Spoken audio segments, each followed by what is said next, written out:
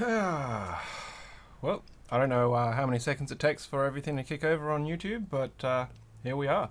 Let's see how it goes.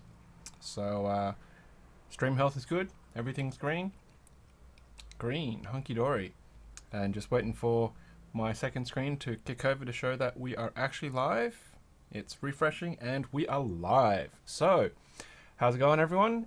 My name is Don and I'm from the board. Today, in this particular live stream, I'm just going to keep doing some keycap casting. Nothing particularly new or special in that. It's just I had the day off because I had to go and deal with some things, and you know, I had the rest of the day, so I thought, why not do some casting while my wife and daughter are actually off at work. So for those who are not familiar, I'm doing the Movember 2017 keycap. The Merv is what I've named it, and here is just one of the not so great ones that I did last time, and it's essentially just a guy with a bit of a mustache. Come on, there we go. That one's a bit dusty because it's been lying around for a little bit. One of the ones that were not so good as a test cast of the mold. Now, last time we did this, I was using two molds together, and it was the synth 1.2, which is what I called it, version number, and then the 2.0. Today, I'm actually going to just run with the two, and I'm going to be cycling between my two molds rather than doing both at the same time. The setup that I've got in front of you that you can see is I'm actually using flaxseed oil as my release agent. I've got a bit of Vaseline in a syringe that's used for lubricating anything else in addition. I've just got some probes. I've got some wood carving linoleum tools as cutters. I've got some Allen keys that are used to take bits and pieces out and push things out of the mold. And I will be filling these resin mix pots very soon. So I'm just going to rearrange a little bit, but I will need to fill those with resin, of course. With the polyurethane, just some tissue paper there, some toilet paper there, and a bit of chucks, which is what I use to wipe down and touch. And of course, very importantly, we need to have some protection, some PPE. So let's get some gloves on, and then we can start casting. Now, off to the side, I've got a whole tray of my dies that we may have seen last time. These are just PSTF dies. They are actually kind of water-based, so they don't mix absolutely fantastically with this polyurethane, but in small doses it's tolerable. It's okay. It doesn't create too many bubbles, which is one of the issues that I've had previously. So let's start and get cracking. Now, this particular resin that I'm using, which is the same stuff that I had before, it's polyurethane. It's from a local supplier, Aldax. It's their craft cast that produces a white material, and it's just a 1-to-1, so nice and easy. And thank you to whoever it is that has joined and is currently hanging out and watching. Of course, as most of my streams are, it's on impromptu, so yeah, not much advertising, just get straight into it, eh? Rightio. Let's pause I'm in. Or maybe not, because the seal stayed on and didn't come off inside the cap. So let's peel that off. Get back in there. 2 people watching. Oh wow, this is fantastic. Did not anticipate that many people. It's just a good amount there. Don't know if I'll end up using it all, but if I need more, I can of course pour more. So there's one part.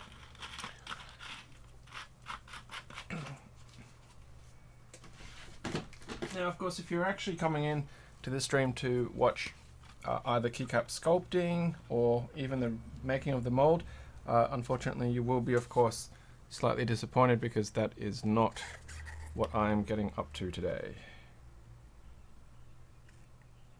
Just pouring the other part. There's my part A and there's my part B. Of course, you're hanging around, feel free to use the chat and say hello, ask questions if you have questions. Otherwise, I'm just going to keep doing my thing. So first and foremost, one thing that I learnt from last time was that the actual groove that is in the Synth 2.0, this section up the top here. Let me get my sharp probe. For those who are actually going to watch this later, that groove along here that you can see that white stuff in, that was actually catching material. That was actually catching bits of the resin, and it made it really hard to get the keycap off. Even though I had lubricated it, it was something that was causing a bit of a problem, but I realized that kind of pretty late in the piece. So my solution to get around that, which is what I'm going to try now, is actually using the Vaseline. Previously, I had used Vaseline quite successfully on the 1.2 mold, and that had sort of filled in spaces without being too detrimental. So what I've just done there is I've squeezed some of the Vaseline in, and it's filled that cavity space so none of the resin will go in there, hopefully. At least that's the plan. That's the plan. So give it a good amount. Wipe that off. And then like we did before, we're just going to dunk that right in. So it gets onto that top surface. It gets inside the actual well. Let that drip off.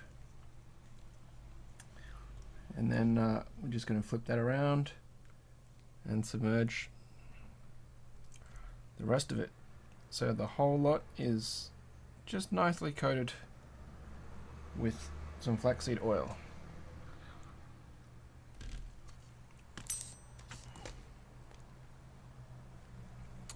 Of course, this gets very messy, but that's just how it is with this particular way. No worse than, I guess, if I was using a spray and going outside and actually spraying release agent everywhere, which I don't really have the luxury to do so. So this is my workaround for doing that. Okay, so all of the kind of important surfaces that need to have release agent have been pretty much coated or covered in some capacity. I'm just making sure that I didn't disturb the Vaseline in that groove too badly. It looks okay. We'll find out on that first attempt anyway and see how it goes. So I'm just going to rest that. Then I am going to dip the crucifix as well, because that's going to need release agent on it. In this case, of course, it's just flaxseed oil. Very common, very cheap, easily, readily available. Okay, let's just get a bit of toilet paper there.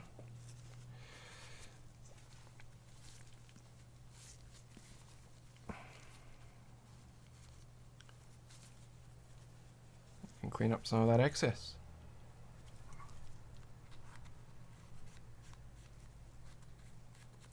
So I'm just accidentally working off screen there. Just going to suck some of that up off that and get it into the groove, so not going to be making the stems too loose, because of course nobody really likes loose stems, do they? No siree. Now that said though, you're far better off getting a loose stem than a tight stem, because you can work with a loose stem, but you can't really work with a tight stem. Okay. So my bits are prepared and ready for the resin. Now,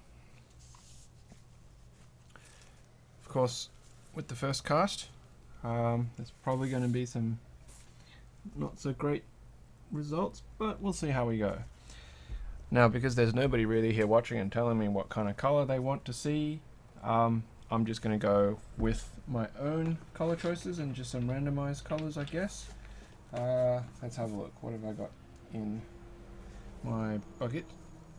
I'm going to need a lot more paper, aren't I? Just got to clean off some oil from my hands. Let's see.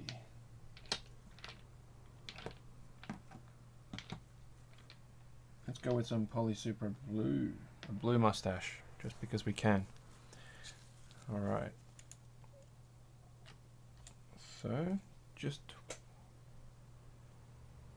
one drop will be more than sufficient. And then I'll have one drop of resin from this side, or 2 drops. 1, 2. And then the other part, I'll have 1, 2. Okay. Now we do the mixing. Hey, new person. Fantastic. Thanks for coming along and checking out this stream. Much appreciated. Of course, feel free to talk in chat.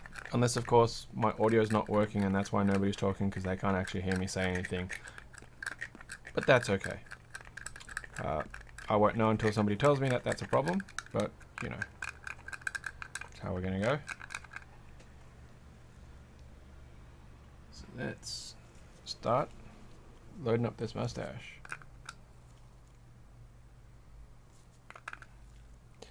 So if you're not familiar with what Movember is, which is what I'm doing this Keycap for and going to be fundraising in the month of November, the Movember Foundation's been around for a few years, and I've been supporting it a couple of years now with the whole idea that you grow a mustache and you bring awareness and fundraise for men's health. Men's health is obviously pretty important because I am a male biologically, regardless of how I identify. I do identify as a male, but of course it's okay to assume my gender because I'm not that way inclined. Men's health issues, prostate cancer, depression, male suicide, testicular cancer, you know, all of these kind of things, they happen. And the Movember Foundation is all about supporting these causes, as well as funneling research funds to help find cures for some of these diseases and conditions. So, yeah. Hey, Daniel. Thank you very much for tuning in while you're at work. I hope I don't get you into trouble because that would be really bad. And Jonas, thank you very much for your message. I did get it. I did reply. I don't know if I saw your additional reply because I'd left you a message also saying what was the best way for me to actually get you that STL file for you to try printing the gherkin case. So if you want to reply to that message, that's fine. Otherwise, what you can do if you really want to is you can shoot me an email at theboardpodcast@gmail.com and that'll reach me and I can reply to it and attach that STL file for you to play with. I went and had a look at the Makers podcast on Podnuts. So it seems like you're relatively new to the podcast space, at least with that series. Is that correct? About, was it August or so since you started? 11 episodes, something like that? Maybe a little bit earlier? I had a quick look, but I admit that I haven't actually listened to any of the episodes. I thought I was just curious to see what, you know, you had been doing and what was up with your podcast. So when I find a bit of time, I might be able to sit down and actually have a listen to it, which would be good. But it seems like it's mostly 3D printed sort of hackathon related kind of stuff, if that's right. So that'd be pretty cool. It'd be great to have a mention in that. And I guess you're also a keyboard person. Otherwise you wouldn't have come across and found the channel and the gherkin. So, but if you're relatively new to keyboards, welcome. Really appreciate it. Now I do apologize that I am working off camera, but I always have a habit of forgetting about where the camera position is. Okay, so I've just laid down 2 of the Poly Supras. We'll let that cure out and use up another bit of paper. Started this year, yes, good host, interest in 3D printing. Next time talking about split keyboard flashing. Cool. Hey, it's Outrage Pudding. It's good to see you, Chris. Yeah, when when I manage to cast it off weird hours, it's always good and interesting. Okay, so I've done 2 molds, but I'm actually only just going to use the 1 synth because it was a bit of a hassle actually trying to set up the tape and whatnot with the V1. The V1 still works really well, don't get me wrong with that, but to have good stem alignment and without the rotation issues of it being slightly loose, having to cut little bits of sort of, what are they called?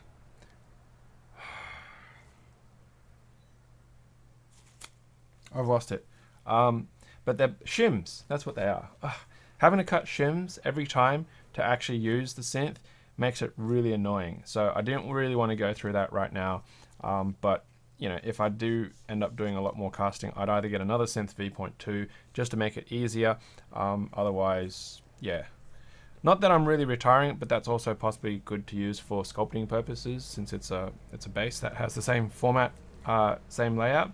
So and this one is obviously my blank background that I'm going to be casting with. And because I was using about 6mm last time, I'm going to use about 3mm for each of the solos this time, but of course I'm only going to do one at a time. So, using my my trusty little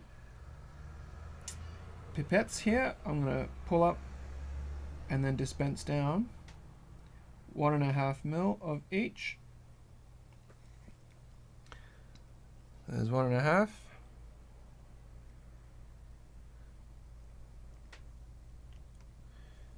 And then let's get ourselves 1.5 of the other part.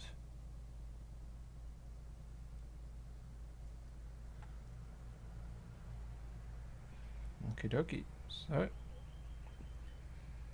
there we go. Both halves in. And it's time to mix. My key switches arrived today, printing keycaps as we speak, trying some front face insert labeling with nothing on top. Okay, so front facing keycaps. You can't see my keyboard that I normally use, but they have front facing legends on them, which is also pretty nifty. It's the Ninja edition of the Philco Magis Touch. I do like front facing. The other thing that I do like is laser etched that have no fill. So my keycaps at work are actually laser etched with no fill. It gives it a very subtle look, which I quite like. And people often will come up and then they're like, what? How do you know what you're typing on? But then they look a little bit closer and then they can actually see the legends on it, which is pretty good. How bad do these chemicals smell is what Daniel asks, and it doesn't smell much at all. The reason why it doesn't is because I'm working in such small volumes. Now, yes, I probably should have a bit more ventilation. The window behind me is actually closed, otherwise it'd be quite noisy in here, but not that far away is the bathroom, and the bathroom window is open, so I kind of have ventilation in that context. But if it does start to get really bad in here, then I can just crack open the window, and that should be okay. These chems don't smell particularly harsh. There's no solvents or anything like that in them, so it's not an issue of fast evaporating fumes like you would with like alcohol, ethanol, acetone, that kind of stuff, isopropyl. But obviously, you know, it's not like I really want to be sniffing bottles kind of thing. And what you're seeing down here, that's just flaxseed oil, so it's just oil. You can cook with it, you can you know, eat it. This you wouldn't want to because it's long expired and it hasn't been refrigerated, which is why my wife was just like, well, you can use it if you want, it's just not very good for cooking with. But I actually worked out that it should work pretty well because it's actually got a really good viscosity for keycap casting, and my solution here is already thickening very quickly, and it was getting very warm.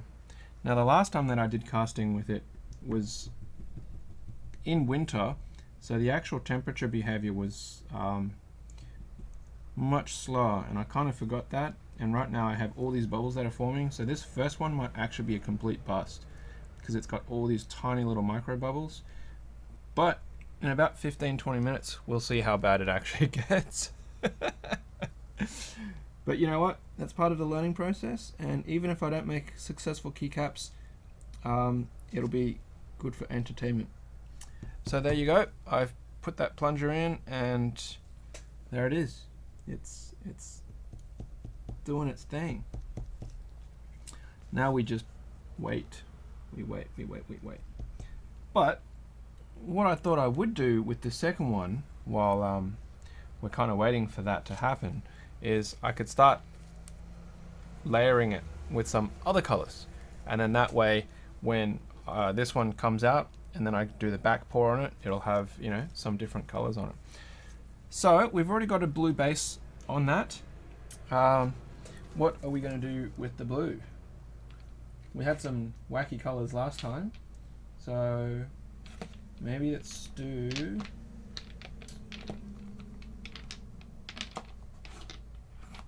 I'm looking for an orange. Orange? Pink? Let's go with pink. Let's do some Miami colors, shall we? Because I know some people quite like Miami. See how that's gone over there? Other colors. Have you been anyway, Chris? Haven't really spoken terribly much with you lately, but I hope you're doing well. One drop of pink. I must admit this table space is very, very small. Very, very small. So let's go with 1 drop, 2 drops, and 1 drop, 2 drop. Start the mixing.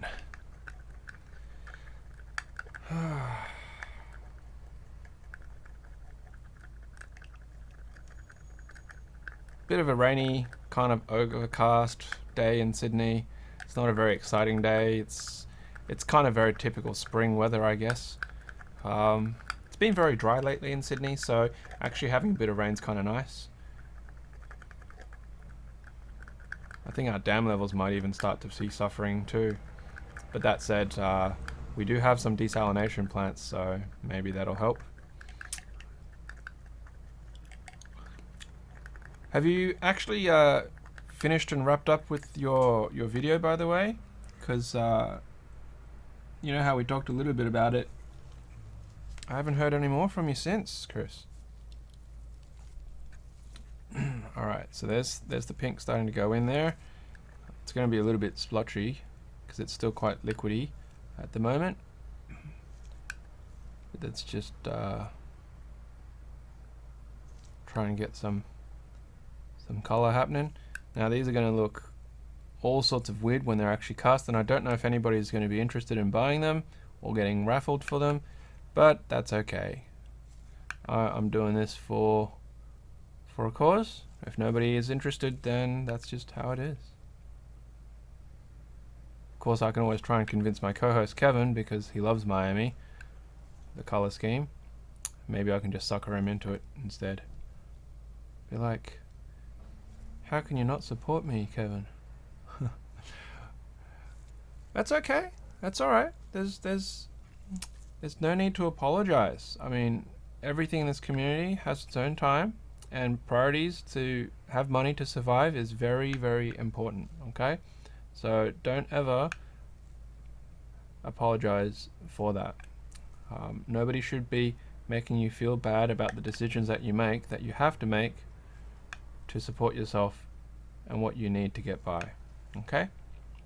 Especially not some random weird ass Australian dude on the other side of the world who shouldn't, you know, make that much impact upon your life decisions.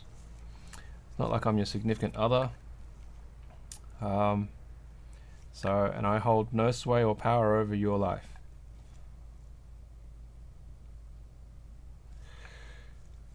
Tech and Life. And Stephen, welcome to the stream. Much appreciated. You can hang in.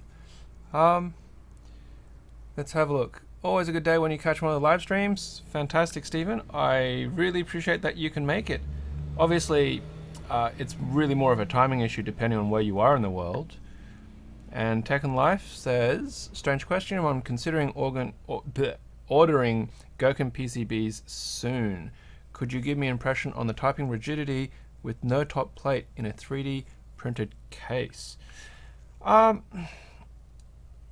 actually don't think the Gherkin's got that much flex in it for two reasons. The first is it's a very small PCB. So the small PCB means there's naturally less flex anyway. The second reason is the ortholinear layout is quite compact and it's quite tight. So when you have all your switches soldered into it, having the switches and all the keycaps, even if you had a lot of flex in it, you're not really going to notice it. Another reason is if you actually mount it in all of the mounting holes that are available for the actual Gherkin, it's going to be really solid. There's like 14 mount points. So if you have 14 screws holding it into your case, or 14 screws holding it into your lower PCB on standoffs, you're just not going to notice it unless if you're absolutely smashing that keyboard very, very hard. So if that's the kind of thing that you're talking about, then they're the impressions that I can give you in regards to that. I don't type very hard. I don't type very fast either by comparison to many others in the community. And keyboard flex has never really been a massive issue for me. I know some people talk about flex and how horrible and nasty it is, but to be honest, only really, really cheap keyboards like the rubber dome ones that you typically get with a workstation are ones that I've had issues with, or laptop keyboards because they're so thin that there's very little support in them at all.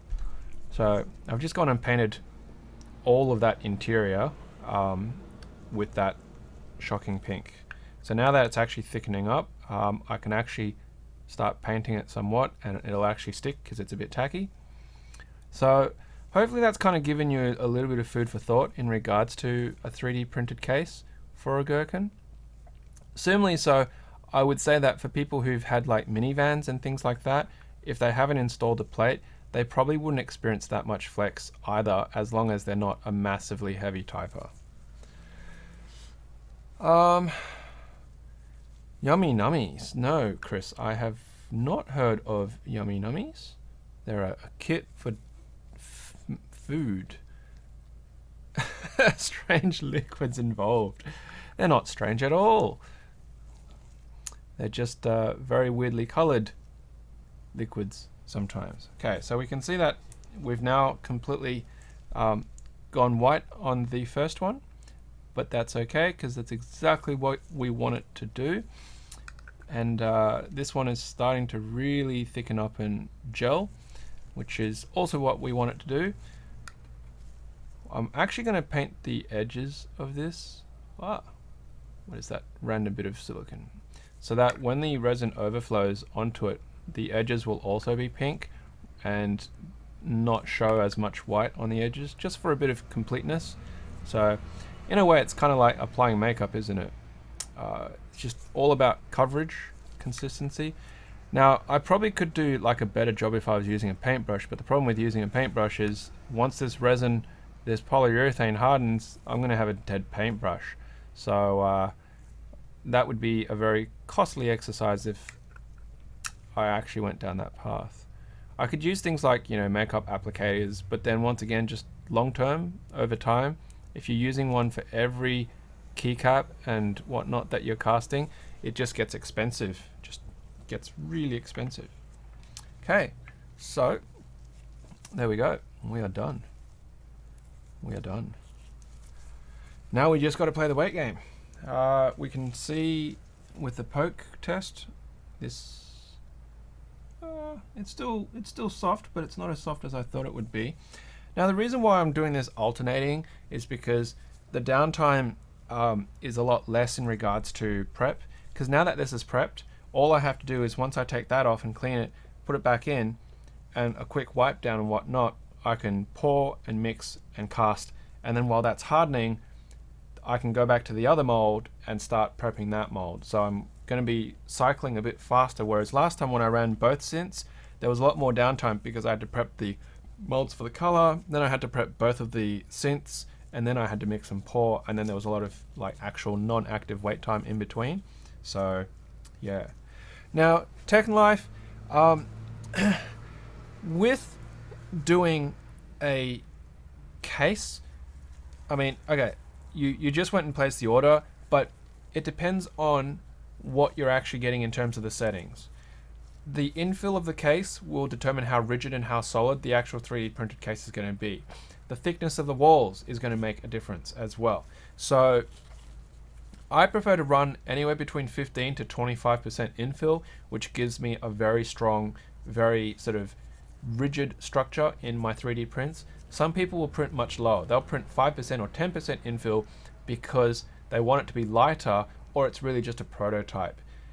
Obviously, the higher you go up towards 100%, then you're going to have like a solid mass of plastic. So that depends entirely on the settings and whatnot that you're requesting for the 3D printed part. Unfortunately, when you were talking about it before, I hadn't really covered that aspect, and I hadn't really thought about if you were going to be printing it yourself or if you were having another service, which by the sounds of it, if you've ordered it, it means you're using a service to print for you. I hope it doesn't cost very much, and I hope it turns out really well. Of course, let us know, and we'll see pictures on, Reddit or something like that when that happens. Rightio. We've got a blue and pinky right there. Now we just have a bit of downtime in wait. How's everybody going? Life, universe, and everything?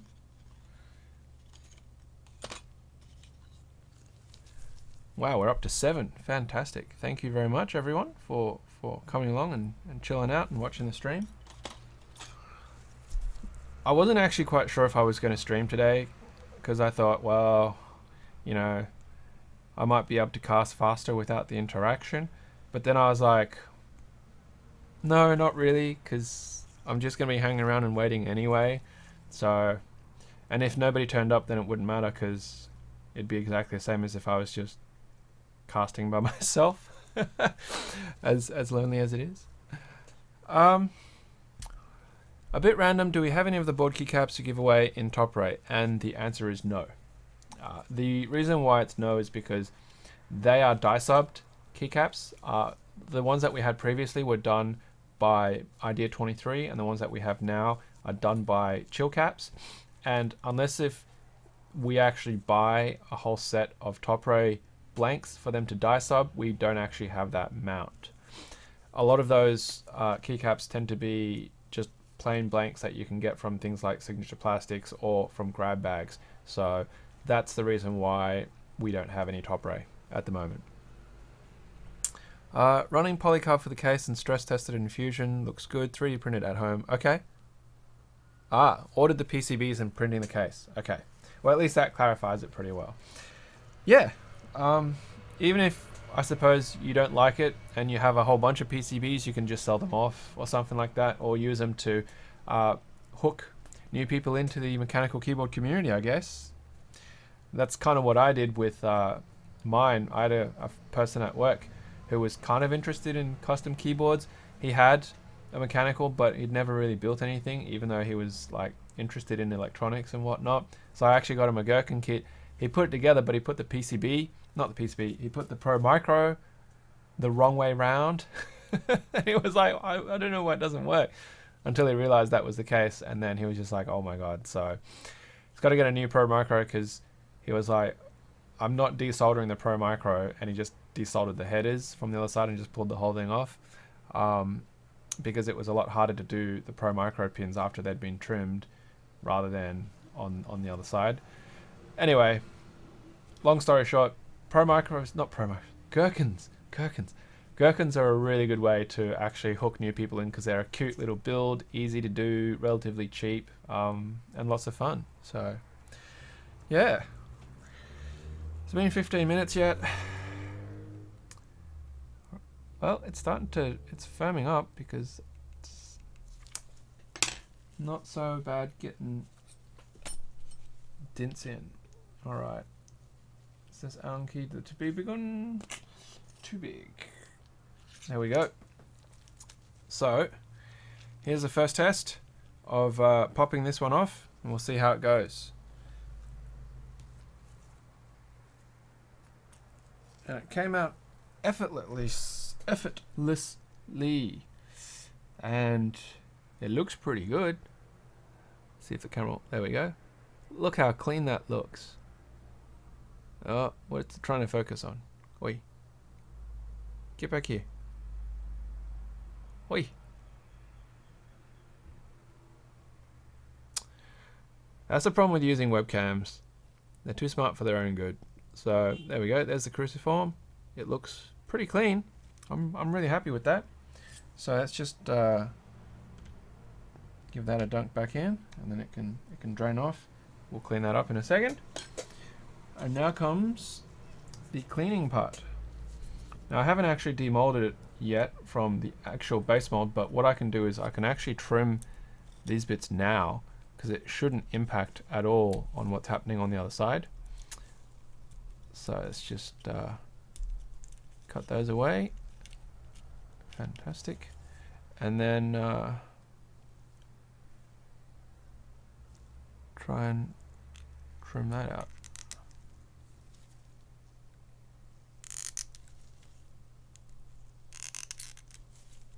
That just going to come out. Just one more. Look at that. Beautiful. Beautiful. So let's just take that bit off, and then just going to clean that. A little bit of a light cut and trim. Cool bananas. So that was relatively good.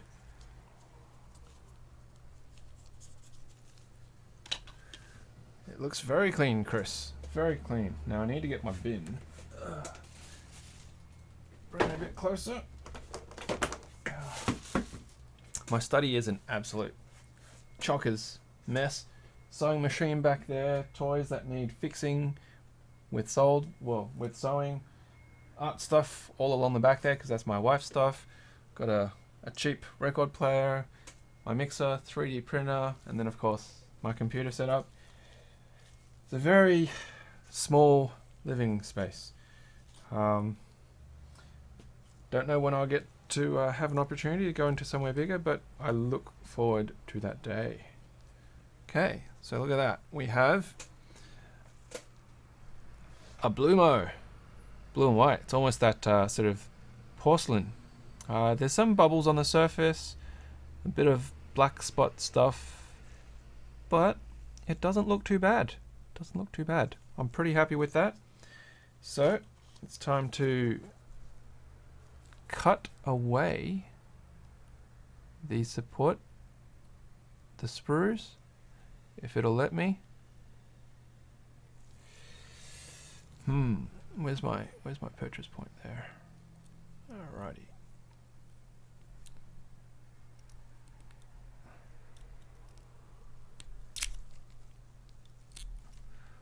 Okay, so I'm just getting that edge underneath it and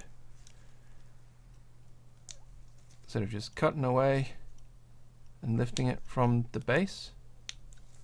It's making a squeaking sound, which is good, because it means it's cured to a certain degree.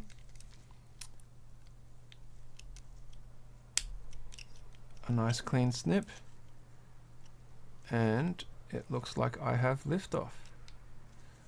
So I don't want to push on the stem unless if I absolutely have to, because that will damage the soft stem.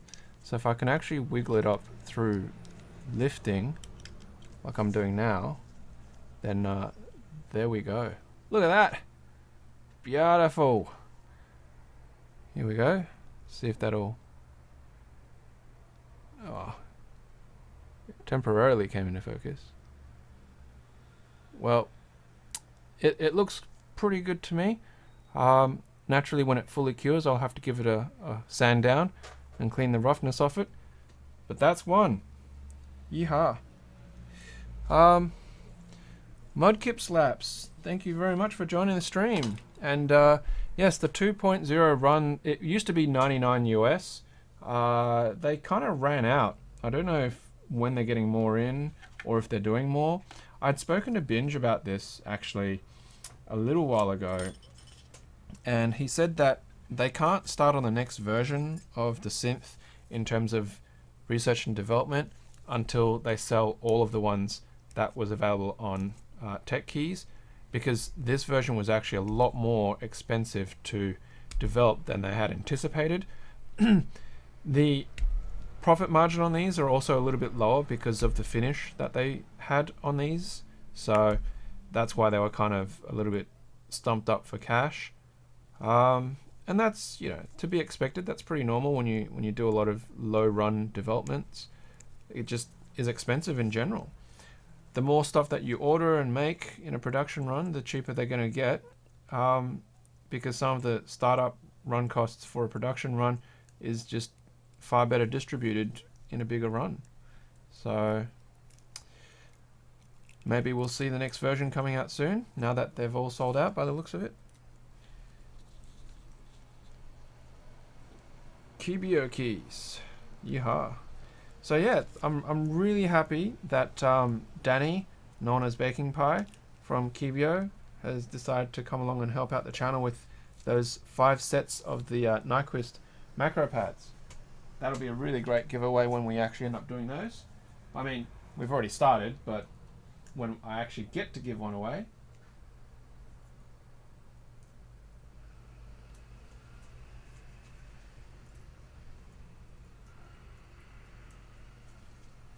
alright, so I've just gone and cleaned all that excess bits off it, and now we're going to give it another bath, another quick bath if it needs it. I don't know if the back needs it, it's still got quite a lot. The front of it, it's still quite glossy, but I'm just going to give it a quick wipe. I don't think I'm going to give it a dunk yet, because the chucks here that I've got is actually still quite saturated with it, so I'm just going to give that a quick wipe down on all the surfaces. The only ones that I could think that might need a dunking might be the internals. So actually, if I do this, I should be able to get it inside, can't I? Yeah. Alright, so I'm just sort of giving that a ring out inside, and that should be okay, because that didn't actually take that much off it. But what I will do though is I will reapply the Vaseline to that groove, because it helped it immensely, I feel. Had no issues in actually getting that keycap off at all. As for getting yourself a synth, look, the synth is a really great tool for casting, but it's not absolutely necessary. Anybody who has sort of ended up being a really great artist and keycap maker, caster, has actually started without the synth, because we were doing it before. As if I'm one of the greats. Because the synth didn't exist. The synth has helped make keycap casting and artisan making a lot more accessible, but it's not the only way to make great keycaps. I know that Koz doesn't actually use a synth himself, and he makes fantastic keycaps. He really has mastered the art of the standard casting method, which is just using 2-part silicon molds. But he has his own techniques in regards to how he's developed that. And that's absolutely fantastic. So just because you can't get a synth doesn't mean that you can't make keycaps. And I can tell you, I've learnt a lot as part of the process when I started off using 2-part molds. So please do not be discouraged at all that you don't or can't have a synth. It doesn't mean that you can't get sculpting and casting using the old school methods until you can get hold of it. The synth just makes some of the processes easier. It doesn't mean that you need less skill, because you still have to have a lot of considerations at hand. And a lot of people actually get the synth, they try it, and they realize that there's a lot more effort involved in making a keycap than they were willing to put in, and then they put it up on the market. So I know there's been a lot of synths that have actually gone up on the market when they first came out because of that. Hey, Zealous, welcome. Shouldn't you be like at school? It's not school holidays. Now, I'm doing things my way. Obviously, other people will do theirs their own way, and because I don't have a pressure pot and my batch sizes are very different, the actual amount of effort required to make artisans varies a lot. And this is not to disparage any of the other makers. For example, the Bignuthu alien keycap thing, that mold was actually, I think, CNC'd, and he uses injection. Plastic injection to make them. So it's a very different process compared to resin mixing. Whereas like Hungerworks Studio, they do very old school like this, and they use syringes to actually inject their resin into the molds. And Bus Gamer, for example, has a very large pressure pot that allows them to do a lot of large batches simultaneously as well. So yeah, there's more ways to skin an artisan than just one. Now, Zealous, for some reason or other, YouTube thinks that your messages need reviewing. So, but Chris here is a moderator, so I don't actually know if it's showing up on his screen on the chat that someone needs to click and approve those messages. Now, I don't know if it's because of the vocabulary that you're using, or maybe it's just tagged your profile as some kind of potential problematic profile or something. I don't know. But I thought I'd just give you that heads up in case you're wondering why your messages aren't turning up. Ah, there he is. And Chris is on it. It's great having people who can be mods. Alright, so that's gone in. You can see the overflows happening down here. And then in goes the stem. Now that one I didn't mix as vigorously, but I can still see a lot of tiny itty bitty bubbles. Hopefully this one will come out alright because of those colors that we put in it. Be ashamed to see them go to waste. So that one's gone. Next color. Give me some color combos, people. Color combos. I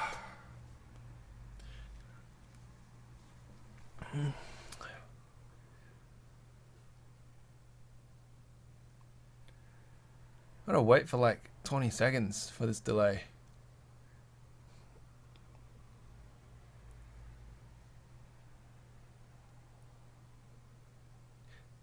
White, blue, and red. Viva la France. So, white and red. Well, we've done a blue and pink, so we can do a white and red. Now, do we want white mustache? Because that's actually a little bit unusual. Or do you want a red mustache? Or, well, Mudkip Slaps. We've already done Miami Nights, which is... oh, wait, which one's Miami Nights? I think I just did Miami, right? So, if anything, I should be doing green and gold for Australia. But we can do some flag colors. Viva la Canada. You know what? I almost became a Canadian, so let's do some Canadian. I need to find a good red.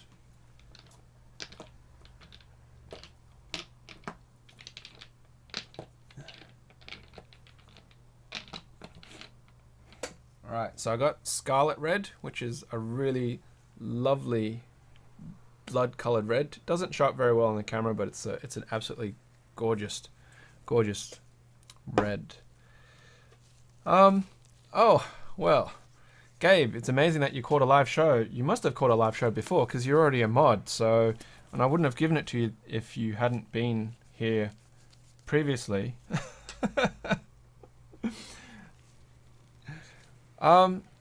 Captain Vince. So, what stopped me from becoming a Canadian was my mother. Now, as strange as that sounds, I'll explain just in a second.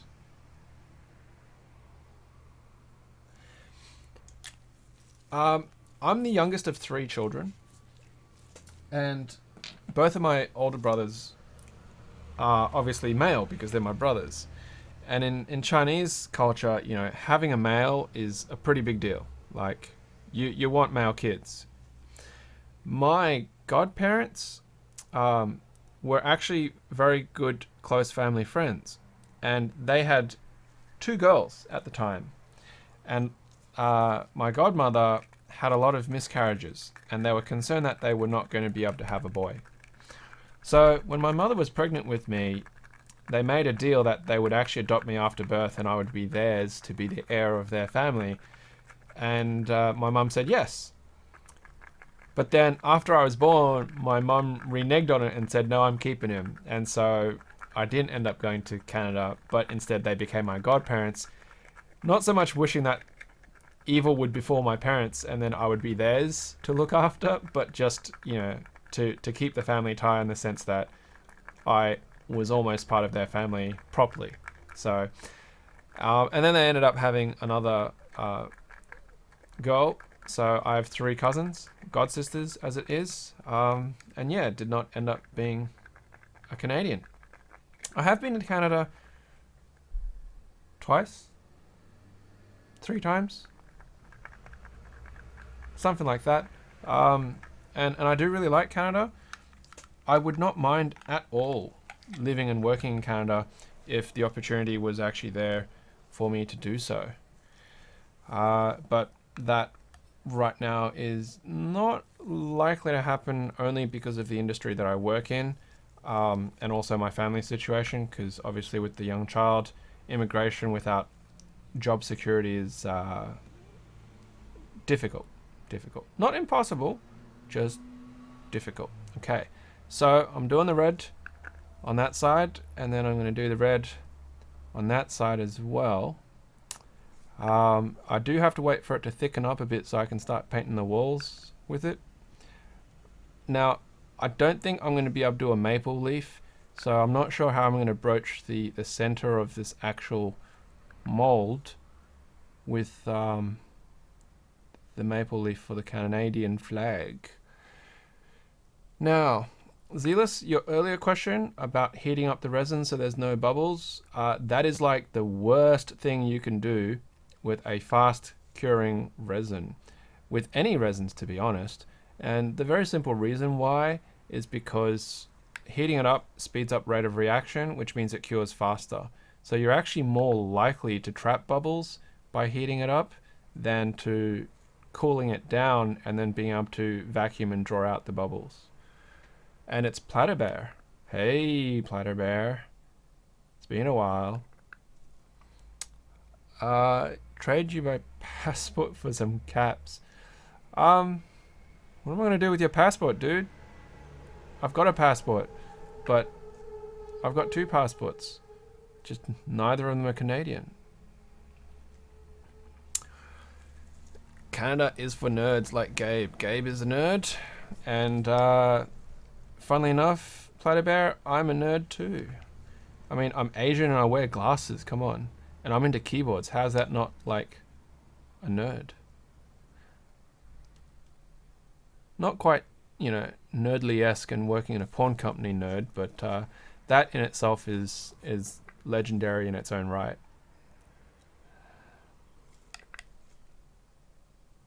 This is pretty rough, but you know what? That's the name of my brand, Rough as Guts.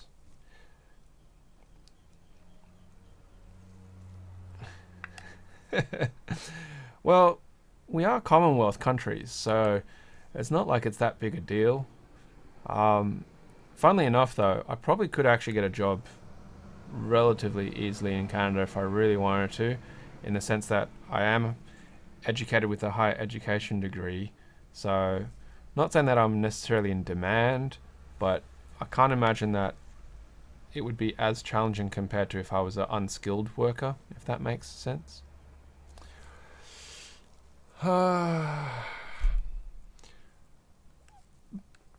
Platter Bear, I do come on, but the hours that I come on are typically when most of you guys are in bed or, you know, meant to be working. So quite often it's night crew time really more than anything else. I hang out in actually a whole bunch of Discords. I just cycle between them when the little white icon says that there's a message in there. But in terms of the voice chat, yeah, it's just timing. It's just timing. There was a period there that I wasn't really doing much in voice chat also because of my daughter. Because if she hears me talking, then she doesn't want to actually go to bed. Because our place is so small that, yeah, you can hear through the doors and stuff. So, and she wants to stay up and play instead of going to bed. So I basically just am on mic silence. Okay, I realize that I'm once again, this is really hard working in front of the camera because I'm really holding it out quite far in front of me to actually get it underneath the camera. But you guys will just have to keep reminding me, because otherwise I'm just going to slip into old bad habits and you won't get to see anything, which kind of defeats the point of being on and watching the stream. Well, I can call you Blake if you want. I just didn't know if you wanted everybody else to know that your name was Blake. Blake?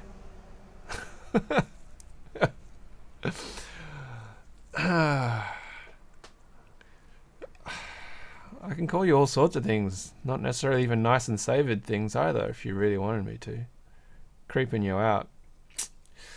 Man, you creep out real easy if that's... Okay. Now that looks creepy, man. It looks like somebody's just like poured blood into this thing or had a period inside my mold. But you asked for a Canadian keycap. Now I'm going to try and paint a dodgy, not quite maple leaf in there because I can.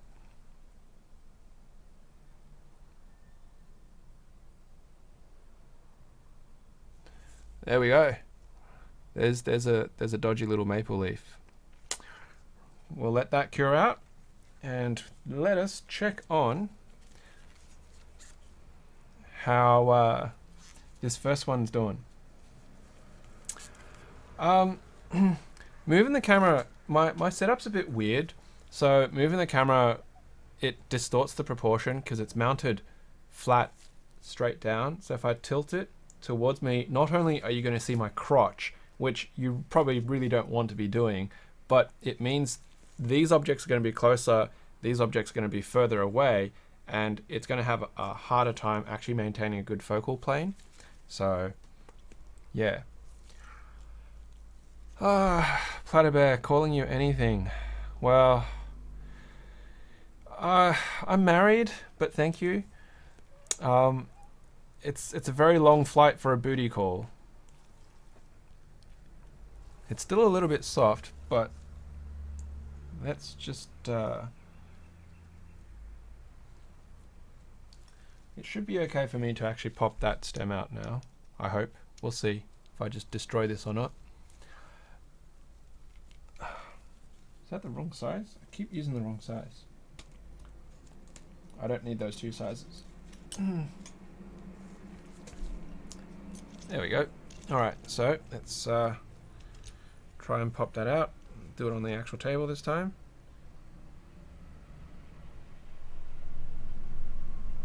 Oh. Okay, that's a lot firmer, and I think I know why. And it's because it's actually gone quite far up this time on the stem, which might not have been well lubed. So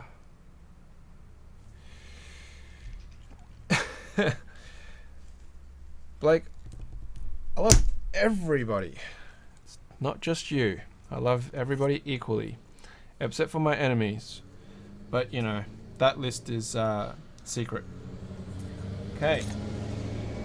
That looks pretty clean. Another clean looking stem. So pretty happy with that. Let's get on to the cleaning up.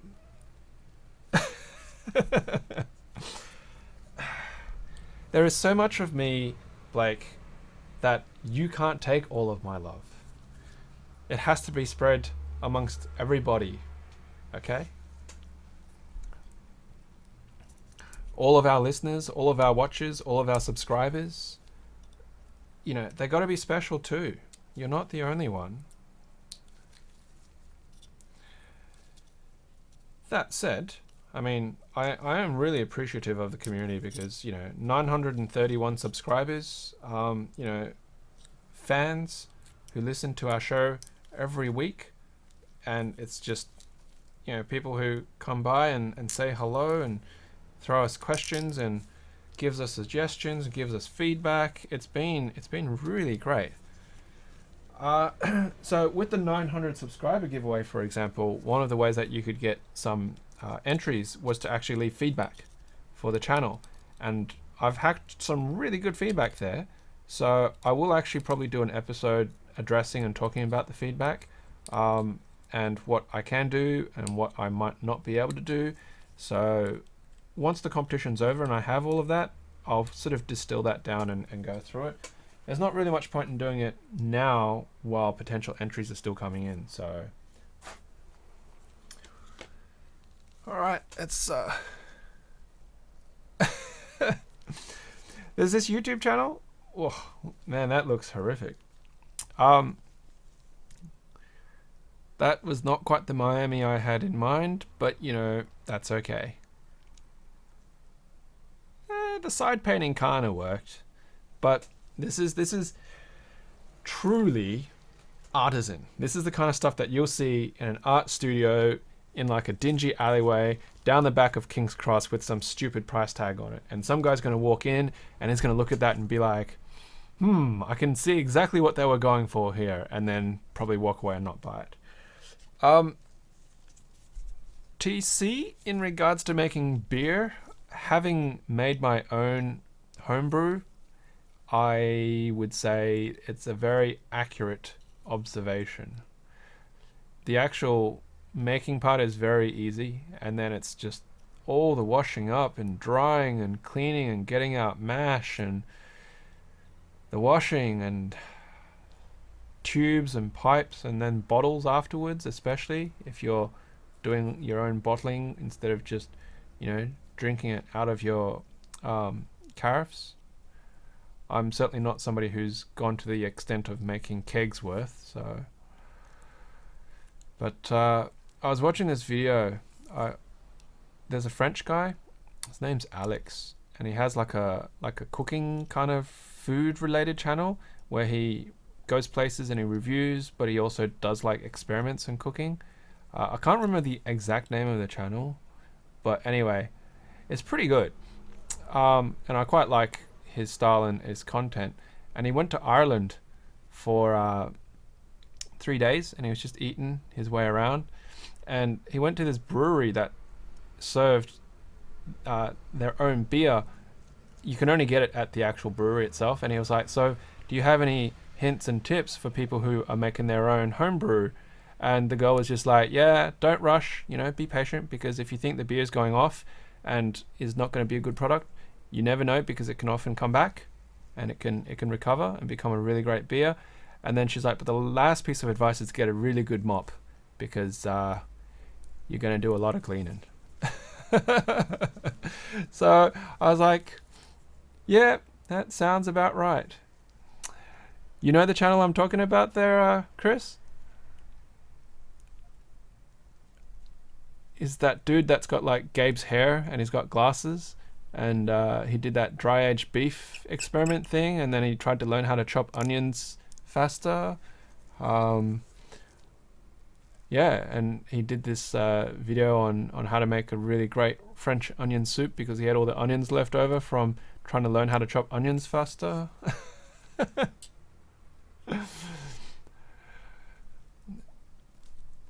Now this one's been really tight on this actual base, so maybe I should have actually lubed it more, because now I'm concerned that I'm gonna have difficulty getting it off. Belgium's make some farm ales. Wild yeast comes right in at the end after a very long wait. Alex French Guy Cooking is the name of the channel. There we go. Aha! I heard a crack sound, and hopefully that was a positive crack, not a negative crack, because a negative crack would be quite heartbreaking. There we go. It's starting to come loose. My cutting job wasn't very good. And it's free. There we go. So, in all of its duplicity, stem looks relatively preserved, I hope. I need somewhere to put these, don't I? That's alright. I'll just put them there for the moment. Okay, so now I've got to clean this mess up and then prep it for the next one.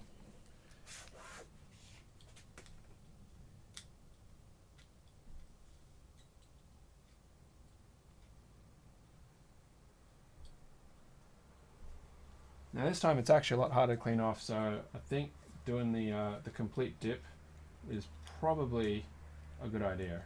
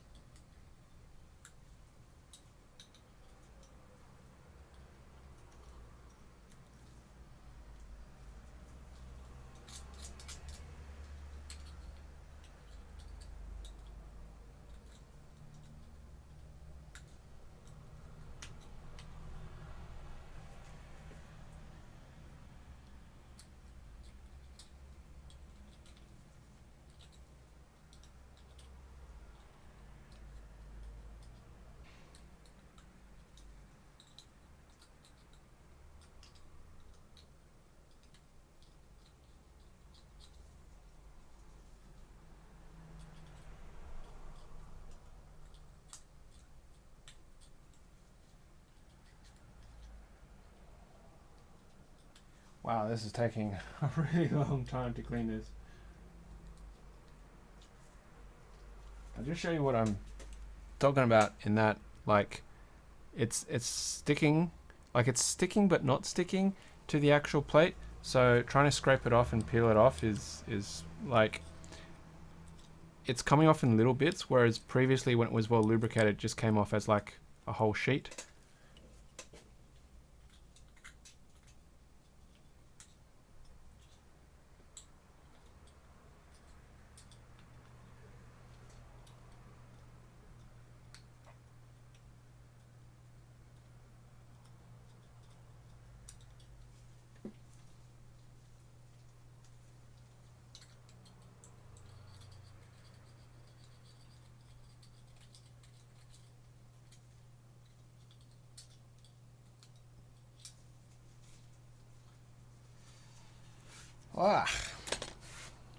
Let's try and punch these out and hopefully they'll come out easily.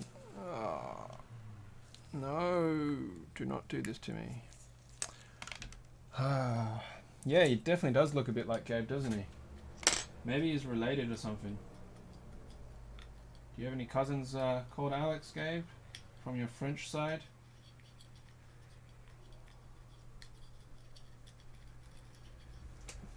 If he's even still here.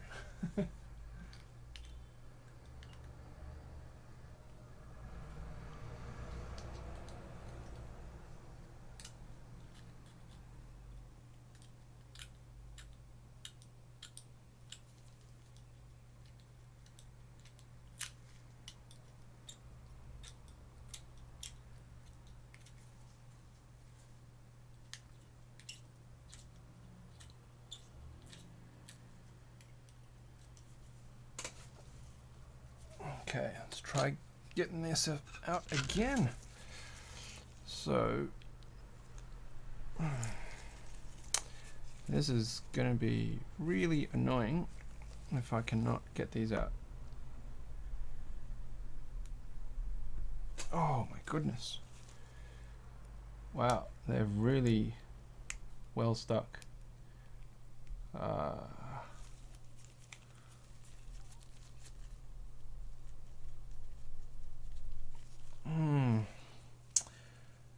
What am I to do? What am I to do?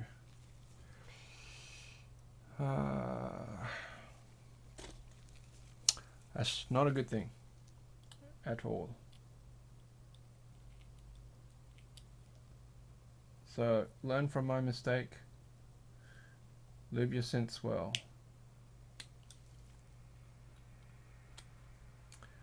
I don't recall having such a problem last time I did this. But a lot of variability, isn't there?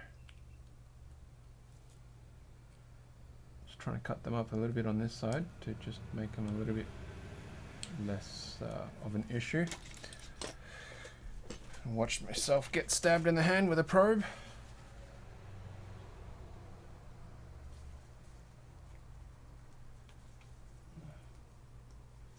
That didn't work. I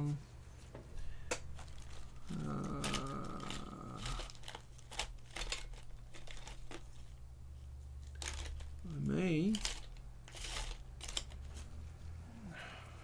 have to try and route them out with something. Just got some cheap tweezers that I'm using right now. I'm just trying to route it out a bit.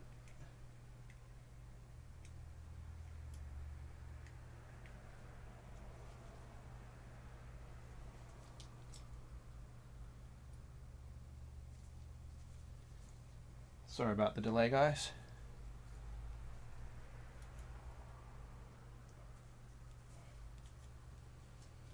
I don't think a permanent Teflon coating would help in some contexts, because the heat and the chemical reaction might actually react with the Teflon. So I've just got some tweezers and I've just been sort of drilling into it just by putting the tweezer tips in and just twisting. So it kind of drills into it, and then it's just loosening it up by taking out the center cavity, and then it allows me to push it out through the other side. If you had a Teflon coating on it, you'd probably find that you'd have to reapply it a lot, because the resin might bind to it and take it off anyway. But then you're going to add cost to the actual production of the synth, and I doubt it's going to be permanent. Even this coating that they've got on the aluminium already it's durable, it's quite hard, resistant to scratching, but a lot of people, when they do their casting as well as their sculpting, will be using metal tools, so you're always going to be looking at the likelihood that it's going to get stripped and damaged and whatnot. I mean, I've already scratched this one up a little bit, so I would expect that if you had a Teflon coating, it's going to suffer just as badly over time.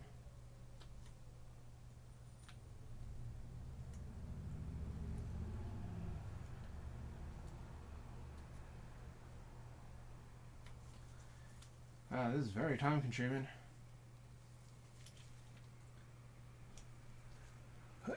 Yeah. Anybody who's joining the stream would be like, what the heck's this guy doing? He's just bending over making grunting noises.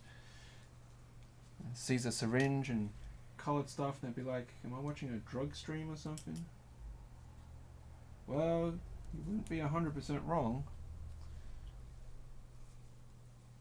Artisans are kind of like drugs, right? Addictions, expensive, people looking for their next artisan hit.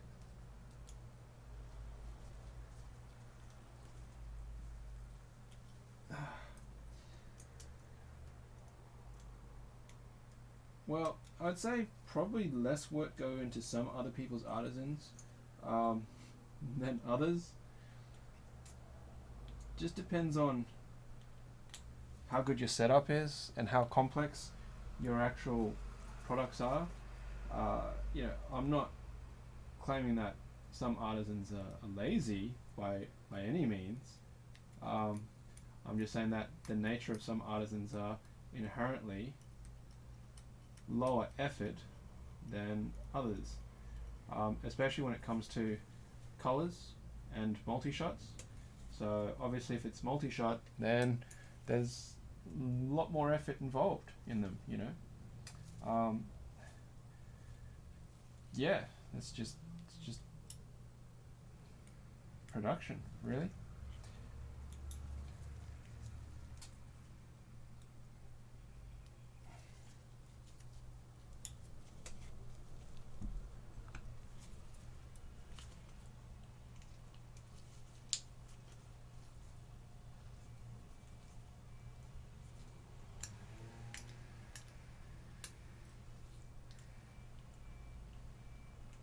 Come on.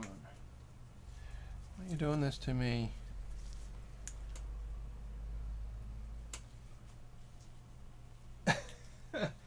Man, that whole Szechuan sauce thing, that's crazy. Like, people going that nuts over it? Seriously? Come on. But at the same time, you know, like, McDonald's not thinking about the likelihood reception that they were going to get. That's just bad business. Alright, 2 more to drill out. I've been pretty lucky in that I've never had anything that was been really badly stuck. I've read plenty of other people's posts where they've been, you know, unlucky in that they haven't lubricated properly and they've had to do all sorts of things to actually get their synths back in working order because, you know, stuff is stuck to this, that and the other, and this is broken off in it and blah blah blah. And I'm like, man, I'm so glad that I've not had that problem. This is probably the worst I've ever had it across both of these synths. Whoa! Nearly just stabbed myself in the hand.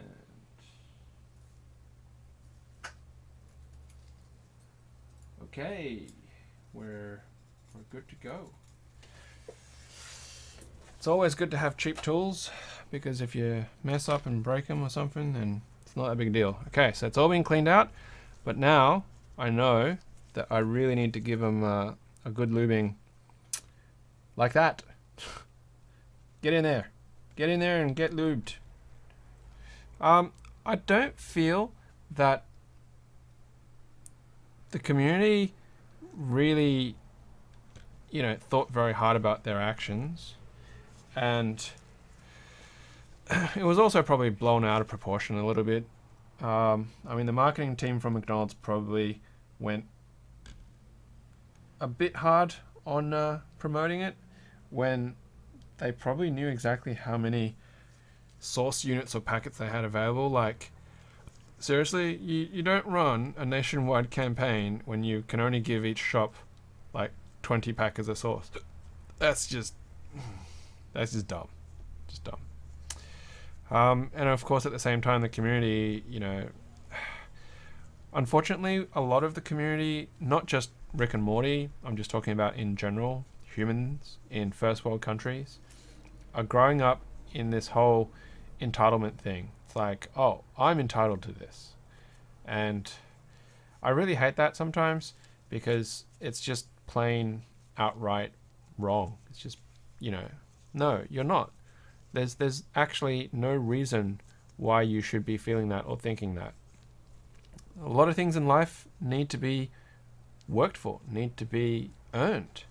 And some of the things that are out there these days simply do not reflect that anymore, which is a little bit sad, but, you know. But I'm not here to give my political opinions. I'm here to make keycaps. So let the keycap continue. Keycap making continue. So let's just fill in that top groove so it doesn't make everything stick to it. Okay. And that is primed, prepped. Let's just give that a dunk again because I don't want that sticking like it did last time. This time I'm just going to wipe all of those top surfaces as well with a little bit. Now I haven't actually stem tested any of these ones yet that I've made, but like I said, it's just going to be a matter of, yeah, putting a little bit of, you know, cling wrap or even a little bit of wax on the stems if they're loose, whereas if they're tight, there's not much you can really do about it at all. Now, Chris, you've just asked, any plans on making simple blanks? And the answer is probably not anytime soon. As you can see, the effort here to actually cast a keycap is moderate, at least for my setup, and to do a blank is the same as to do an actual artisan itself. There are so many people out there in the community already who do really great blank keycaps, and for me to try and get in and compete with them both in terms of quality and colors it's not feasible, it's not viable. And in terms of that context, what I mean by that is, like, when Busgamer can do amazingly clean, polished, high quality blanks for a really affordable price, like 25 bucks, I can't really match that in the sheer volume at all. So, and then of course, you know, locally, Cos makes really amazing cherry profile blanks. Once again, I just don't have the means to be in that same realm right now. Okay, 1.5 mil. When I first started, I did blanks and I did multi-shot blanks. My technique was much different back then because I obviously didn't have a synth, and I came up with my own ways to get around that. Incidentally, was actually the same way that Cos started with his, in doing 2-part molds, but just slightly different all at the same time. So, but now, you know, his techniques have evolved and my techniques have evolved, and you know, he's producing some really cool stuff. That idle hand, the idle key, as well as the growlers, and anything else that is coming up next with is just, yeah, just going up and up and up.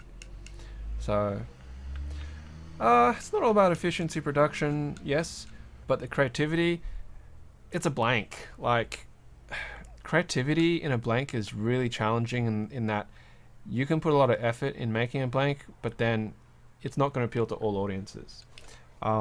Layered blanks, you know, dotted blanks, you know, patterned blanks, all that kind of stuff, embedded blanks, they've all been done, and well, I'm not going to say the exactly market saturation. There is a lot of artisan makers out there in the last 12 months compared to the 12 months before that, and then compared to, once again, if you were to go back and plot the actual number of artisan makers, you will see the growth in that has been dramatic, very dramatic. You know, practically every second week, every third week, there's somebody new going, hey, I just made these. And then, you know, at some point or another, that person might expand out and turn into a full-blown maker as well. It's just like Rocket Grunt Jake. You know, recently he's just sort of doing his the burb sales. He started off just very simple stuff, and now he's doing some absolutely, you know, very cool, interesting work. And we're just going to see more and more of that as more of these resources become readily available, and experience and knowledge is shared amongst the community. It's fantastic. Hey, BMO, welcome to the stream. We are just doing some keycap casting and chilling out and talking and doing that. So this is keycap number 3. Whoop. And it goes in. Let's get the stem. And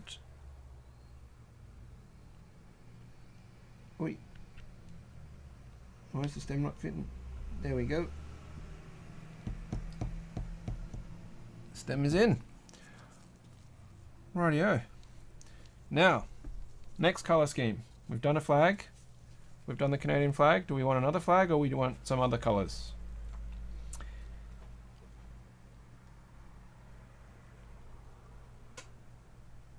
What are we doing? What are we doing? What are we doing?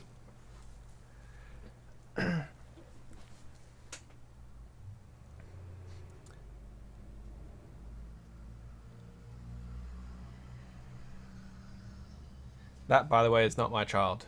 That's just some other kid. And a teeth earring in plastic that my daughter doesn't use. Simple red. Simple red. How do you define simple red? Red mustache? Or red with no mustache? Or what's simple red? I need to know, what do you mean by simple red?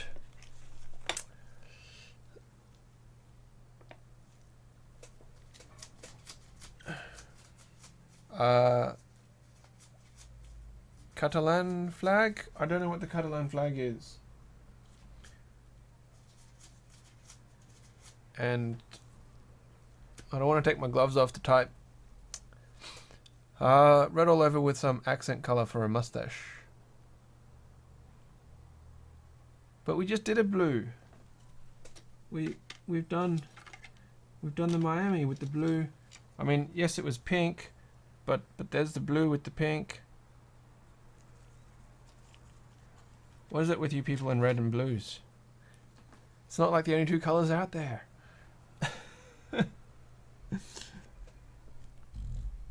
All right.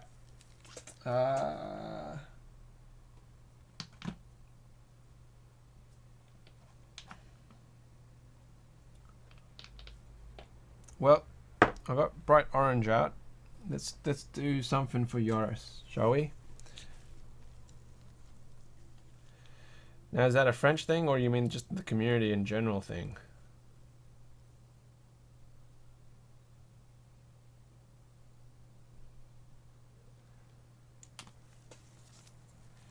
Did a pink.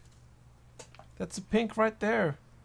That's a pink with a blue mustache.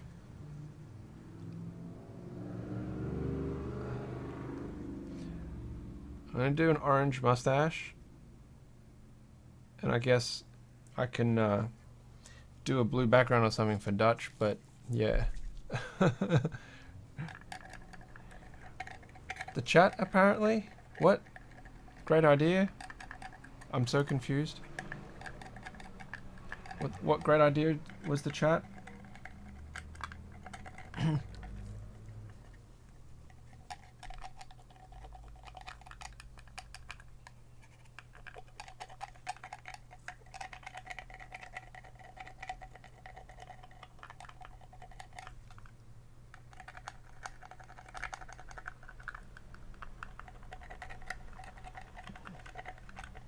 Or should I do just orange everything except the mustache and do the mustache a different color?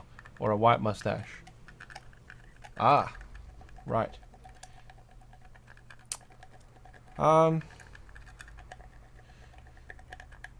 you gotta tell me before I start laying it down. Are we doing just an orange mustache?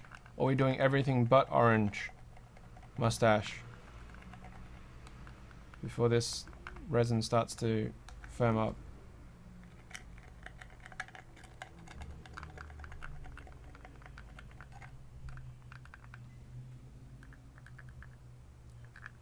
How about we do an orange mustache? We can do a white. You want a white mustache? Alright. So let's start filling in everything but the mustache.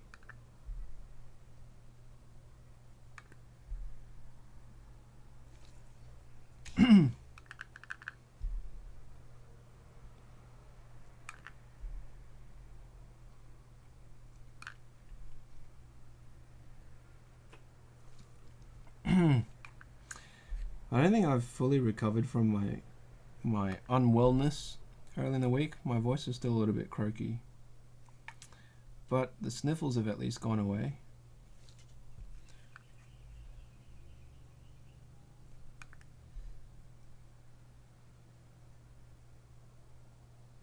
Now, one of the things that we kind of figured out also this week, that's alright, Giovanni, not a problem, is that people keep saying, like, Kevin's got a really bad microphone and he needs to increase the quality of his microphone.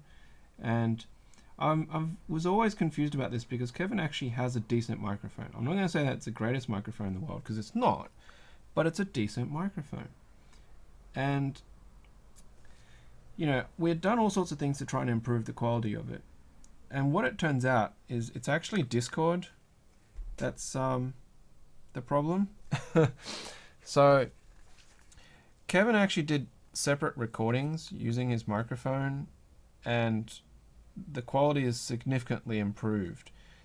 It looks like what's happening is that Discord is significantly downsampling the audio, and that is an issue. Now, yes, there are solutions to this problem, but from a technical viewpoint, the solutions are a little bit more complicated, because the most common solution is to record split tracks. Now that is the mail. Give me a second. Hello?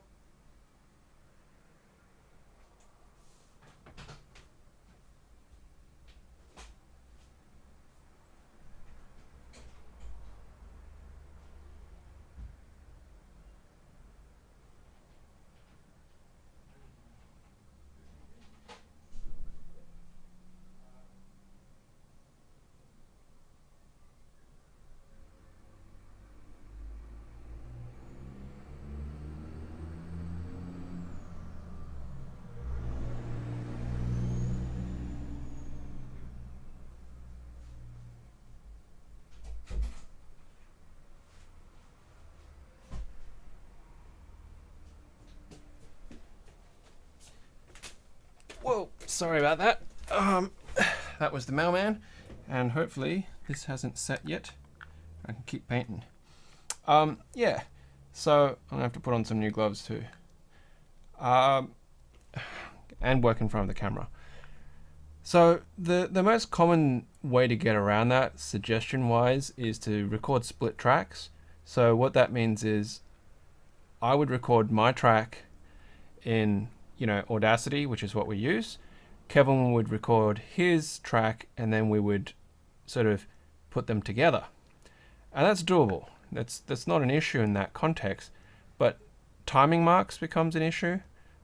We would have to coordinate very well to get the timing marks.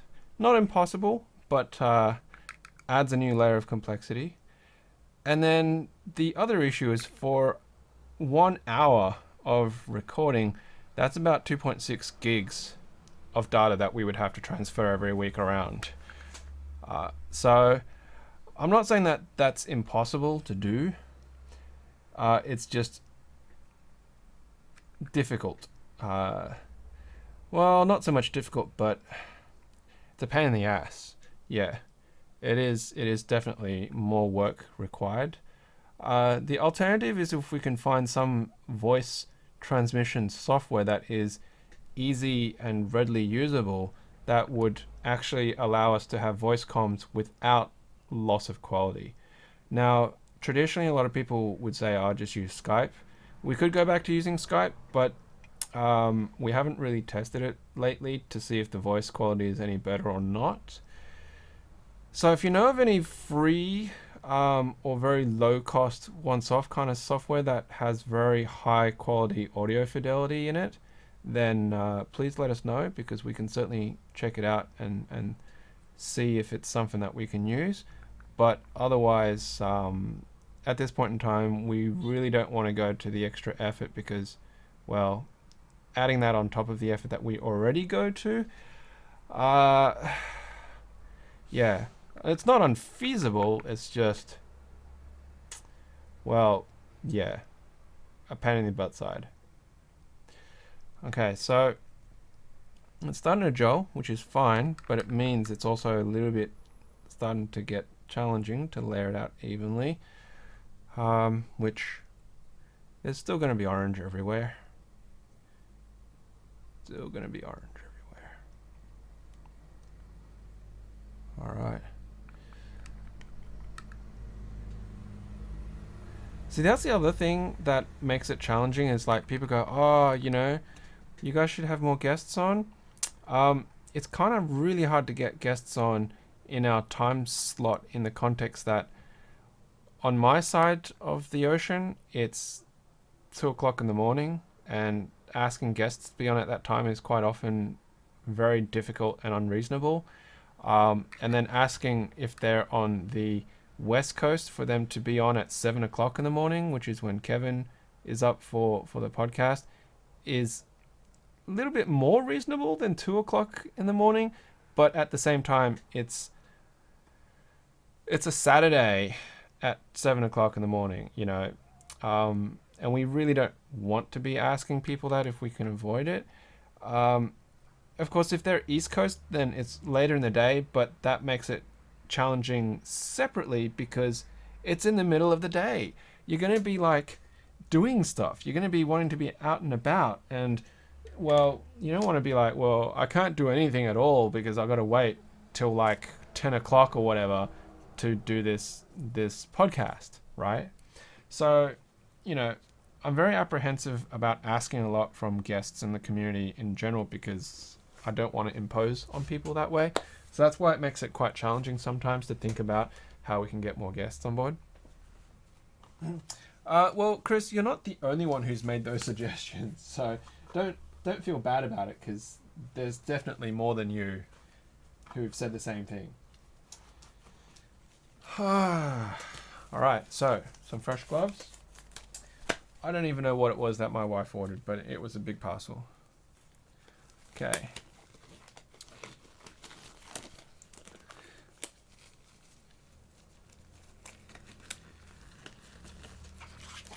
Number 3 is about to pop out. Let's see how... Yep, it's nice and firm. This time, I'm going to use the correct size Allen key and not go for the wrong sized Allen key. So, in it goes, and let's just move that one up. And... whoa. Wow.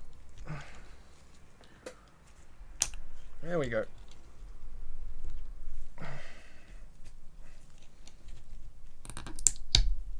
Pop. It took a bit of the upper piece with it. But that's okay. I'm actually going to give that a bit of a clean because some of the resin's actually starting to bind to the stem. You can see the white there.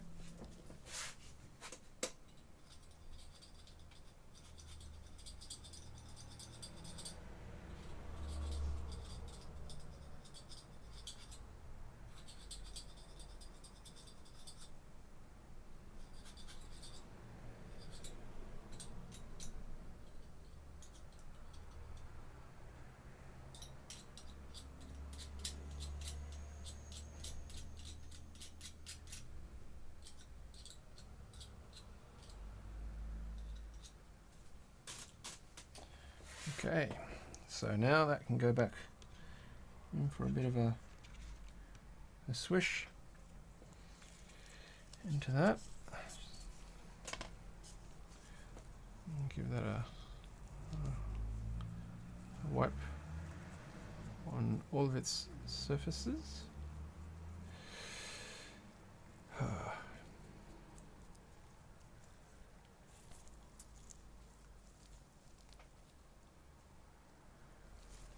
Okay, let's just clean, wrong one.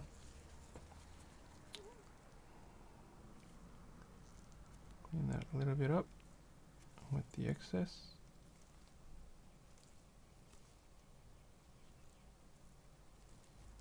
Okay, and that is ready to go. You stay back on that side. Time for the removals.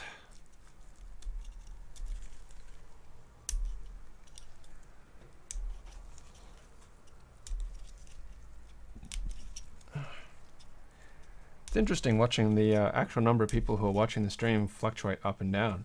Obviously there's people who've perhaps just stumbling across the stream from YouTube suggestions or something like that, and they're like, this is boring, what the hell am I watching? And then they leave. Unless if it's just people from the community who come on board and go, well, this is boring. What am I watching? And then they leave. So, but that's okay.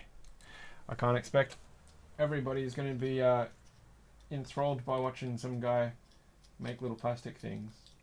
We're like, why are these people doing this? Alright, well, there we go. Let's pop her out. Oh, look at that. It's alright. Not too bad, is it? That actually turned out a little bit better than I thought it would be. Not that I'm saying that I had low expectations for it, but I'm going to try using this, actually, see if it's a little bit better. Crikey, that's pretty nice. Are you now wishing that I did one for France? Vive la Révolution!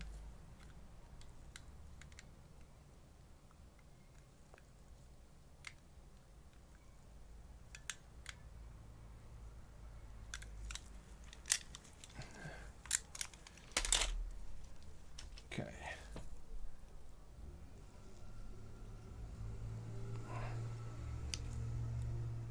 Now I'm just doing the usual trim cuts.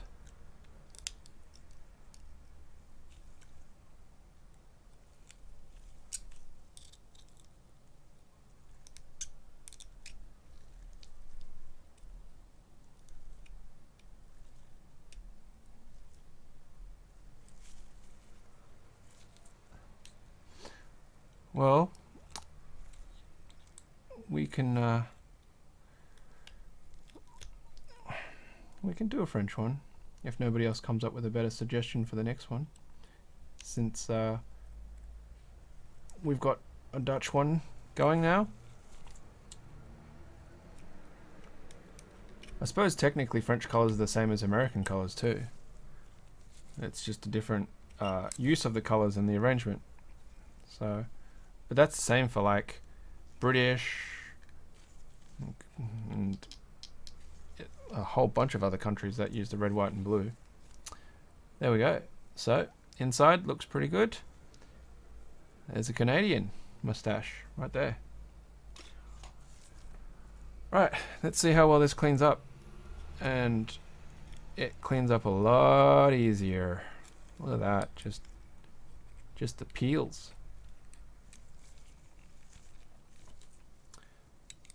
A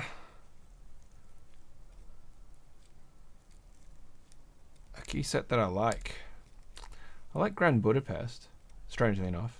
I quite like that movie, Grand Budapest. Nautilus, Chocolatier. Not so much Dasher and Dancer. Not really Canvas. Not Mondarian.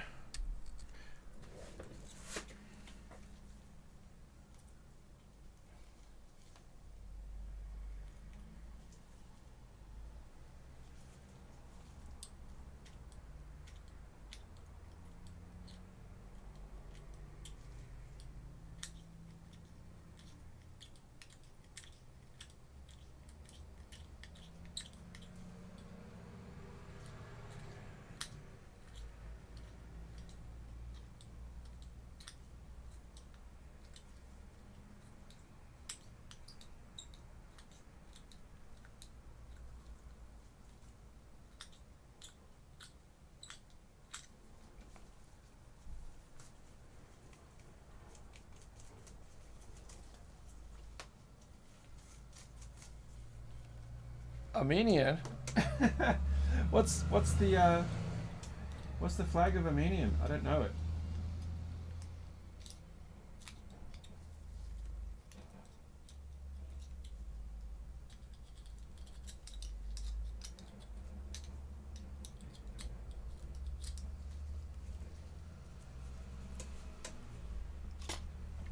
Zashes. Yes, Australia also uses the red, white and blue. Unless if you're talking about our unofficial green and gold.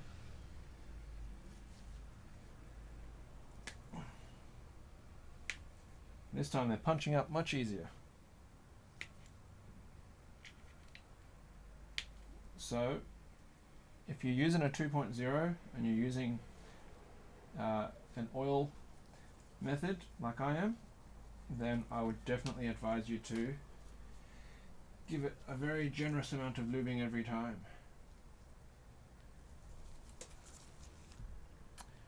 One of them's a little bit stuck, but just drill it out.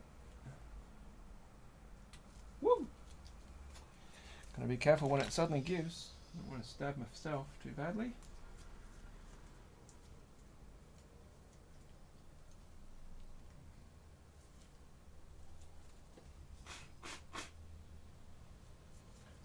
Alright, so it's cleaned off. And into the bath it goes. Well, technically cricket colours are whites, so it's not even the green and gold. Horizontal red, blue, orange. Red, blue, and orange. Okay. Red, blue, and orange. We can try doing that. A little bit more effort in setting it up, but that's okay.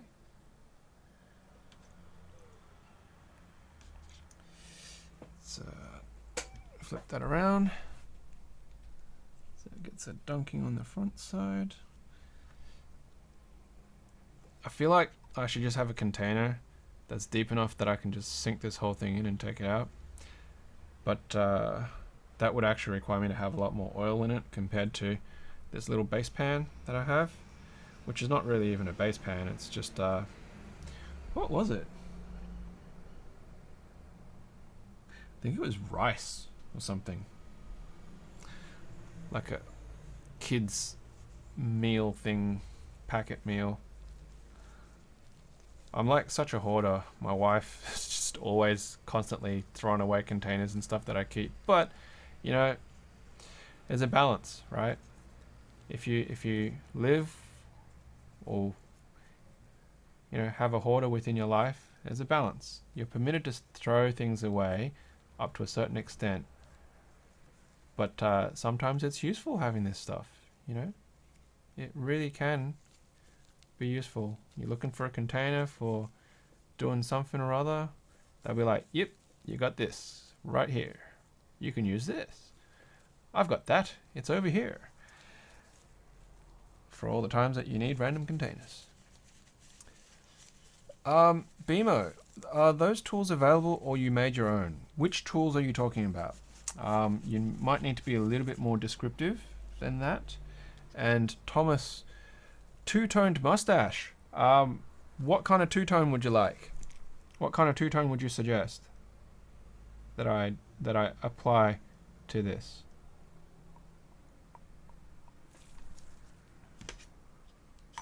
Okay, so that's lubed. The stem is lubed. Let's mix our next lot of white resin in for the orange and white. The ones for casting the keys. Are you talking about these metal bits that I'm using right now? That thing with the stem?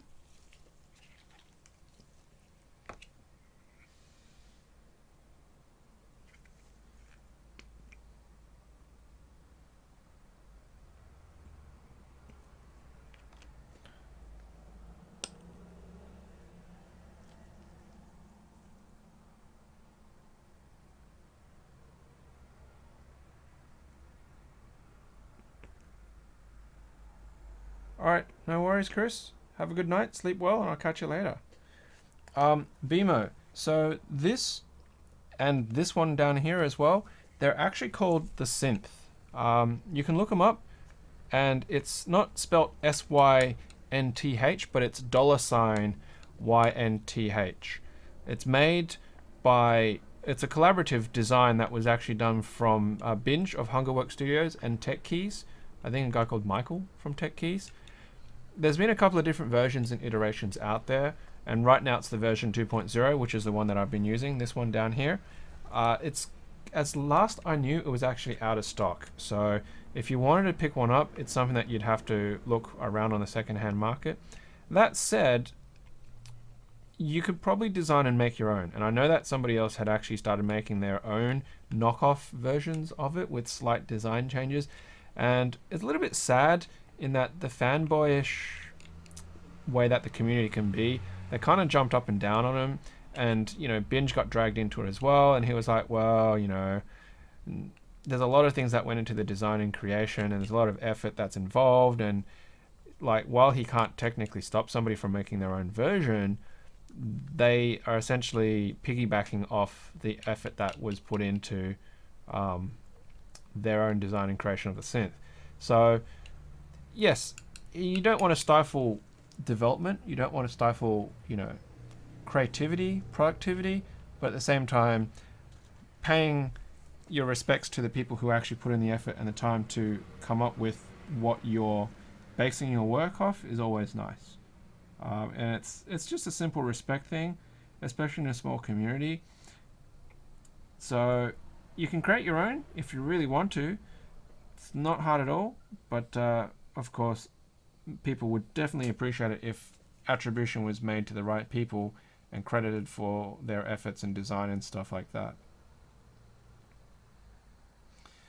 Okay, so that's going in. Put that aside. Get the correct orientation for this. This one's got a lot of bubbles. Hopefully they'll evolve their way out. And into the mold it goes. And then the stem.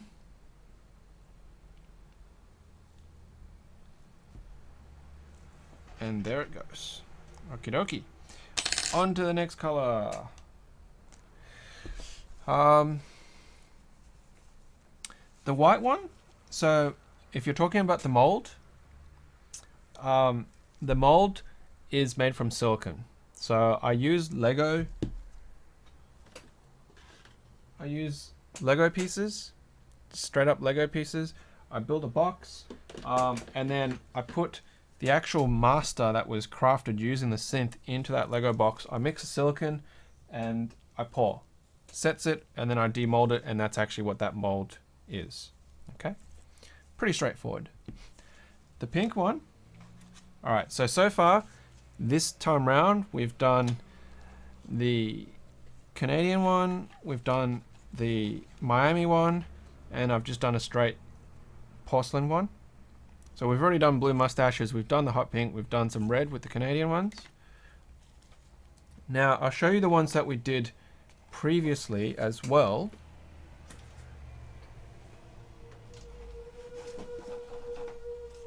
So the last time I did one of these ones I still haven't cleaned up yet. I have a lime green, I've got a weird blue and purple one, I've got two blue and purple ones actually. A green and black, and then I've just got two straight reds there. I think that's another lime green, because I was doing the double at the time. And here are also some clear ones with clear resin that I had. So, yeah. Black and green on a white base. Black and green on a white base. Is everyone happy to see a multi-toned mustache? Black and green. How do you want the black and the green orientated on the mustache? Do you want like a black side and a green side, or a black on the top and green down the side, or how do you want to do a black and green there, Thomas?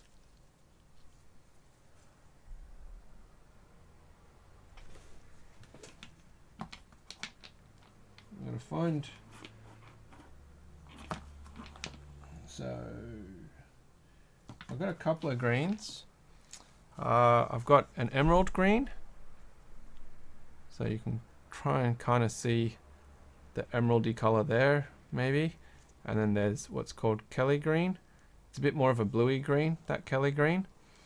I got Aztec gold, which is kind of like a goldy green.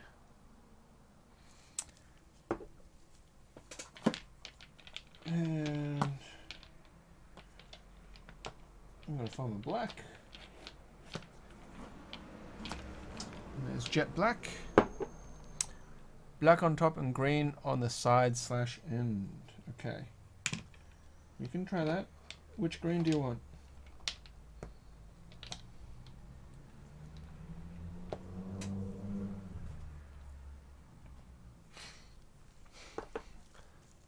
There's the Aztec. There's the Kelly, which is a bit more of a blue green. And then there's the emerald green. Lighting doesn't really show it very well.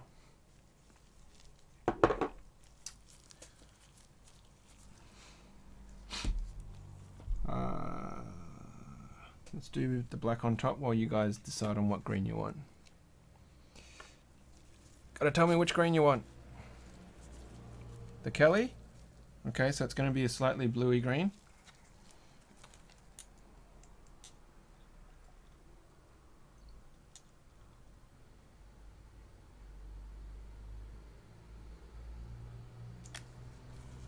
Anything, really. Undecisive people. Everybody else doesn't care what kind of green it is?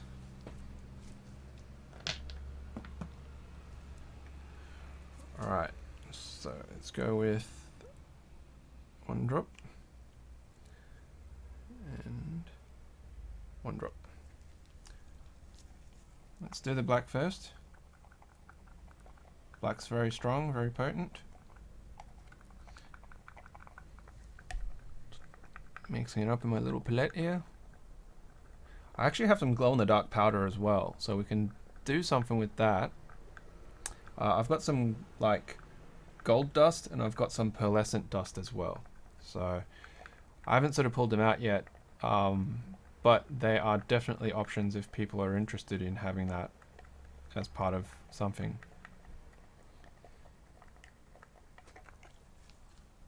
Okay.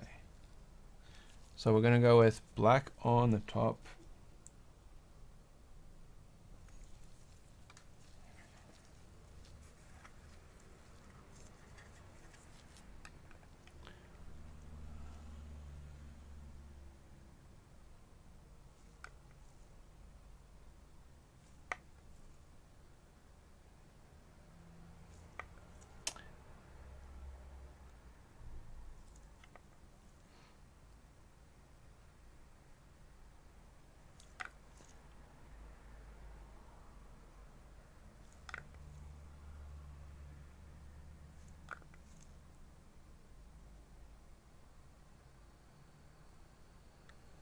Alright, is that sufficient? Handlebar black.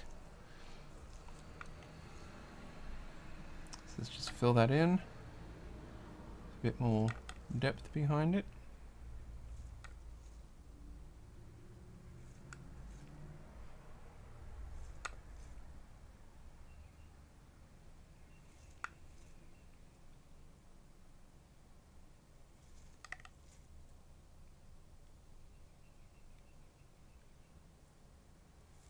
Okay. Alright, well if nobody else is going to come up with another green, then we will end up using that Kelly green.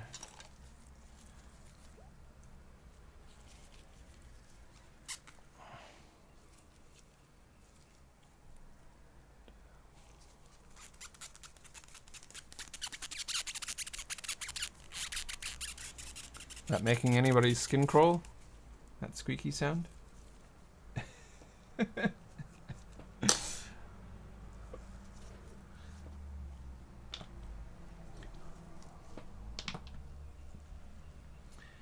Alright, now it's got to be a little bit gelled there.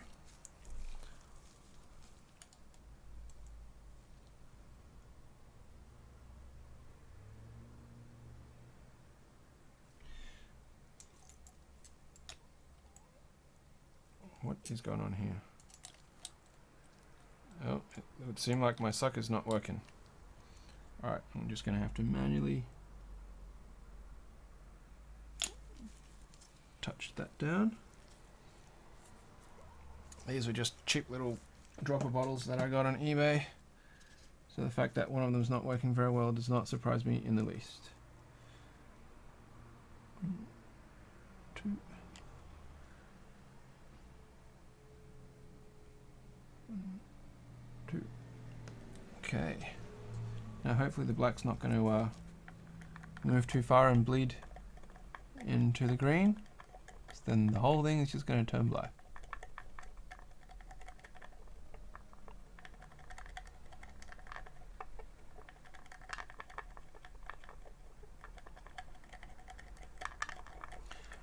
So, do you guys do anything outside of keyboards, or is keyboards like the only thing that you guys do in terms of your hobbies and passions? And that's perfectly fine if they are. But if you got other stuff that you do, that you're interested in, please, by all means, share.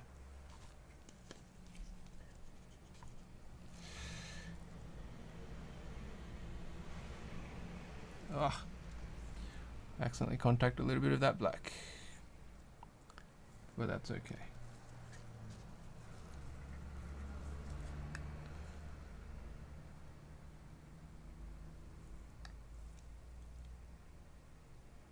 Bit of edge bleeding there.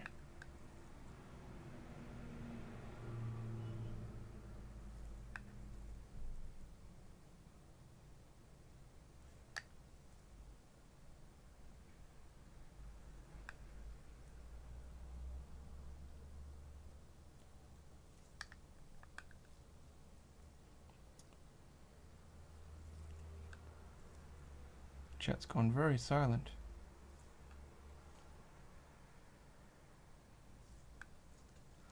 Once again, I'm working off the camera, and now I'm back on it. There we go.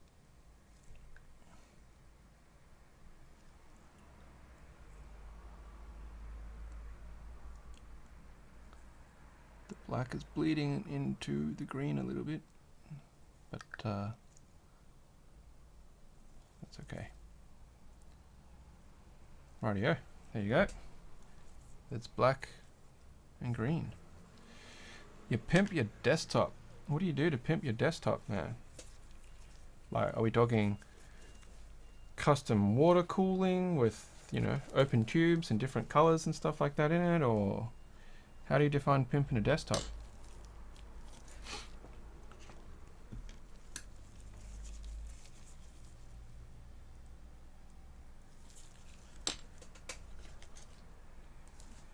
Baseball addict. Basketball addict? Basketball addict. I don't even know why I saw baseball there. That's pretty cool. Whee! That came off nicely. Good solid pop. Do you play a lot of basketball, like day in, day out kind of thing, or you just follow it? Do you live the life of basketball?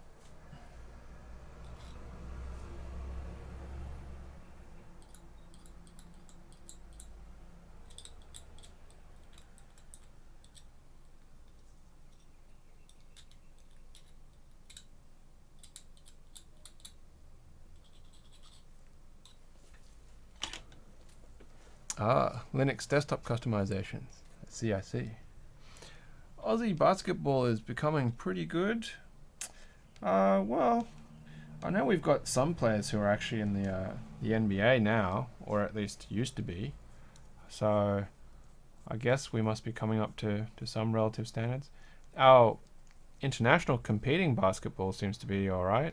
No? I think they did alright at the last time there was some major international thing. Olympic basketball, I don't know.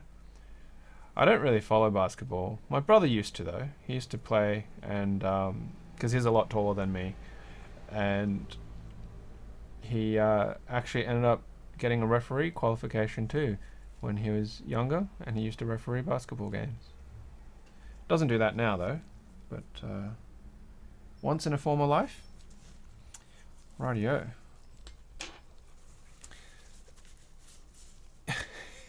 You have a soul. Well, I was actually a qualified judge for archery at one point in my life too. So, yeah. Well, long time ago. Desktop customizations for Linux.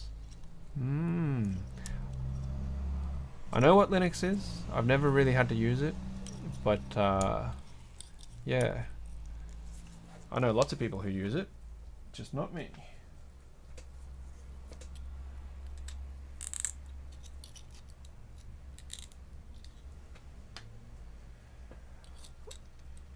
I guess I've never really had a need to. I'm just one of those sheep that just sticks with the Microsoft platform. That said though, I'm not a Mac user.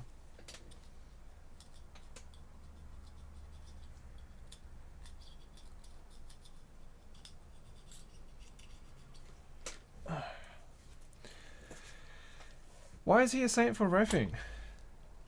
I mean, you know, if you're on a power trip, reffing's like the ultimate. Oh, look at that.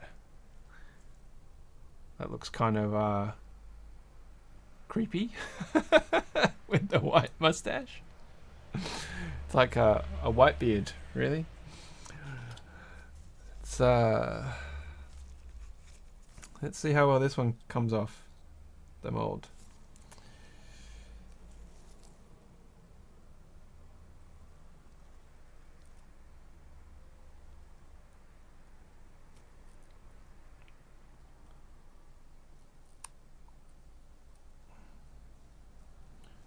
It's feeling good so far.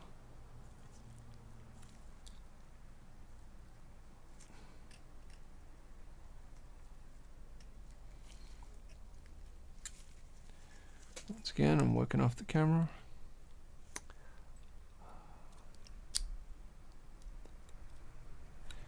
These days, I go to work, I come back from work. If I have a little bit of time, I can do something with keyboards. I read the forums, obviously. Well, I read Reddit. Unless if someone links me to something in Keycap, I generally don't, you know, go over there very often.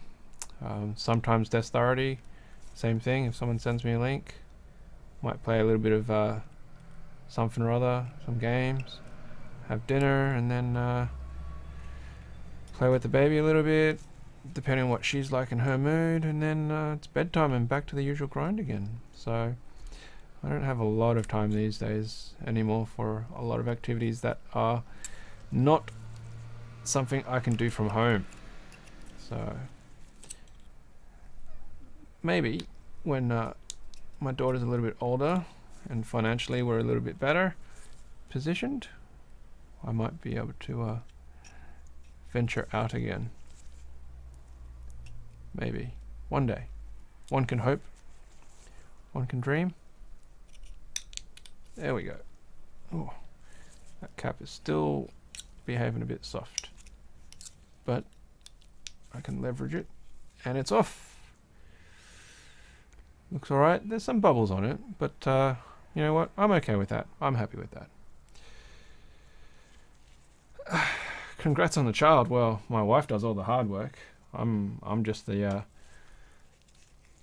person who brings back the paycheck, and then, well, that's not true anymore. My wife has started going back to work now, but not full time yet. So, but Talia definitely was hurting the hip pocket without that extra income for a while there. But these days, I think we're doing okay. We're staying afloat. Staying afloat. Now back to hover over the bin.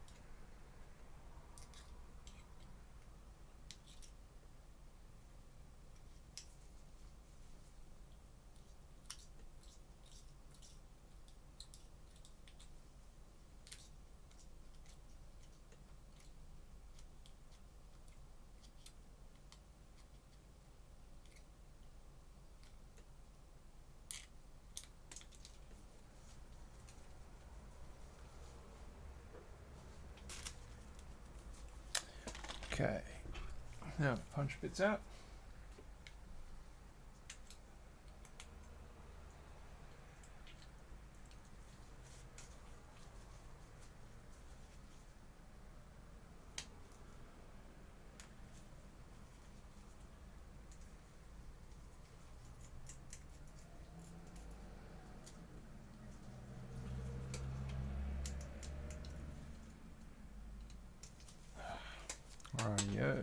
little bit more scraping.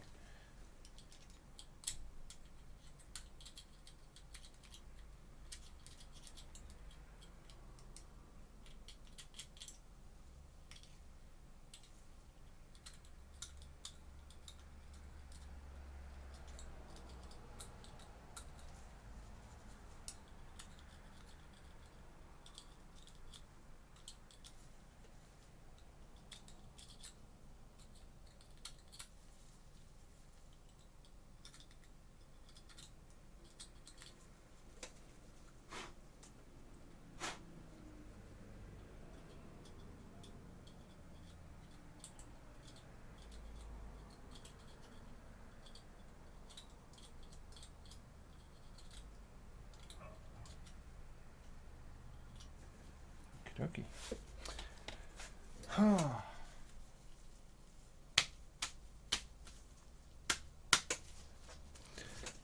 Now let's give it a dunk. It's just getting with more and more stuff on it as time goes by. That pool of oil is just going to have more little floaty bits in it. I suppose it's kind of a rinse.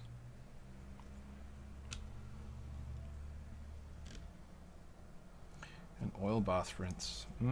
Sounds tasty.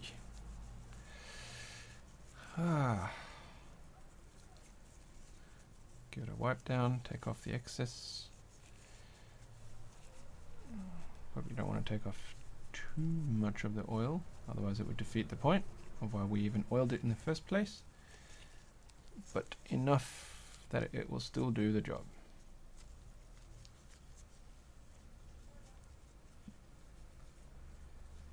Alrighty.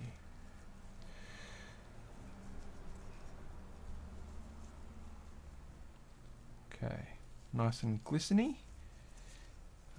And then of course I'm going to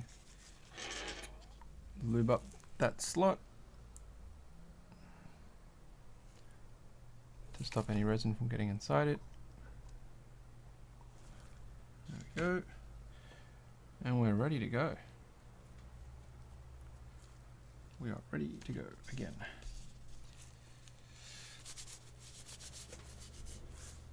I think this poor bit of tissue paper is expired its use.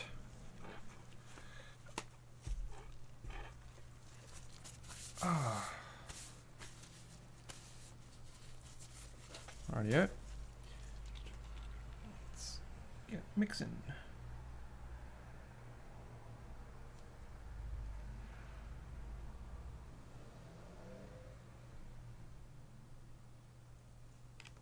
Now while I'm doing this, of course, we can all think about what you want to do next. So, who hasn't had a turn yet in determining what color scheme we're going to go with next? And who wants their next color scheme to be put in?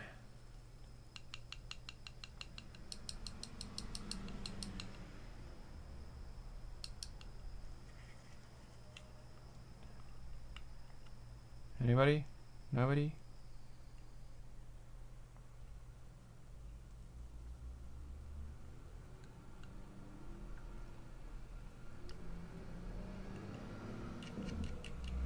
Silent watchers.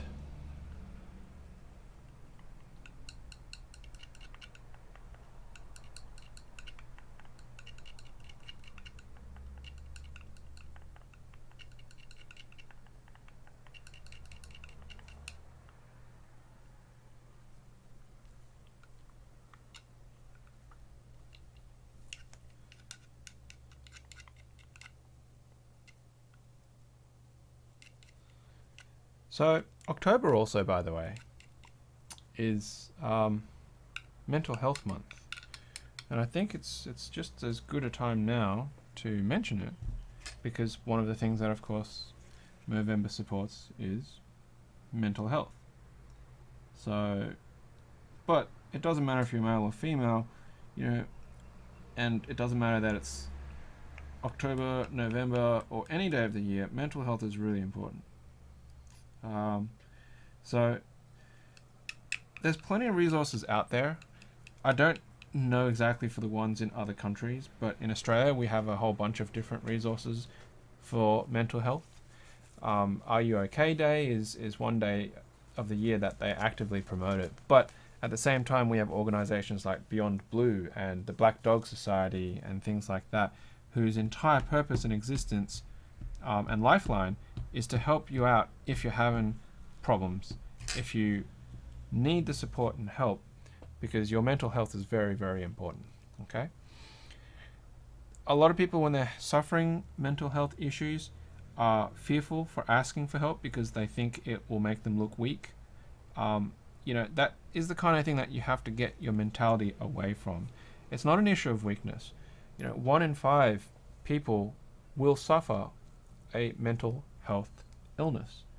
Mental health illness is not necessarily that you've turned crazy or you've gone schizophrenic, you're going to become some psycho and go and shoot out a music festival. No.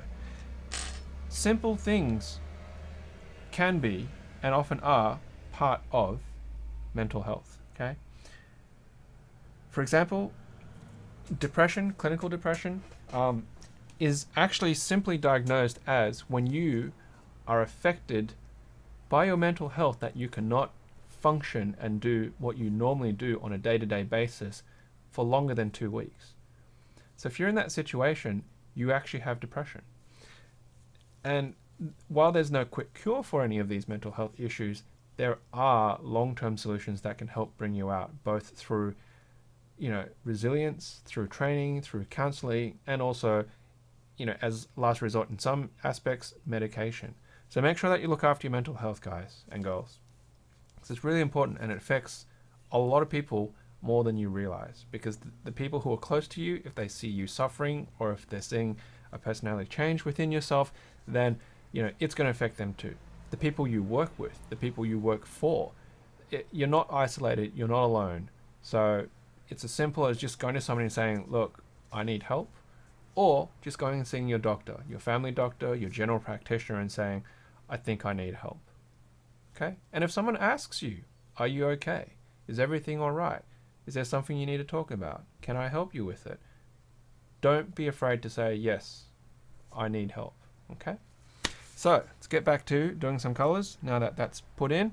BMO, you can't paste. Yeah, so the limitations on our chat are locked down a little bit because we have had spammers in the past who have put some unsavory things in. So RGB, red and yellow 9 times in iterating colors. I don't think that's going to work very easily. But RGB, red, green, and yellow for Christmas. Red, green, and blue in that order. Red, green, and blue. So you want like red, green, blue, or red, green, blue, or how do you want RGB to be done?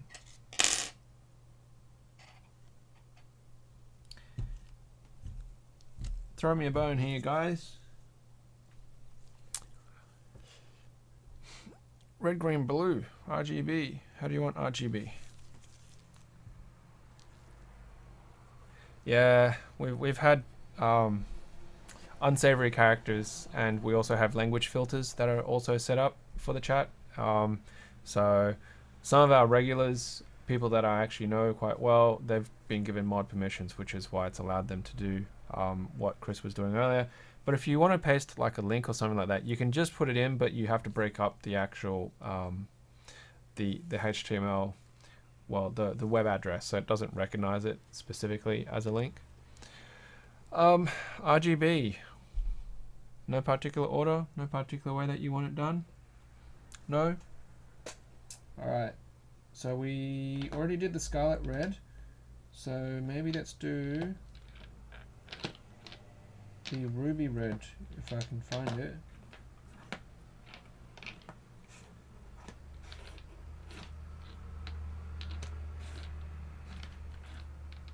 Where's my ruby red? Ruby red! God damn it, where is it gone? Okay, there's ruby red. We did the Poly Super Blue before, so let's do a Brilliant Blue. And we did the Kelly Green before, so let's do the Emerald Green. A Gamer Meme Cap. What the hell is a Gamer Meme Cap? I don't know what a Gamer Meme Cap is. Let's have a look at these colors. Are they're hardened up? Okay. So RGB, red first.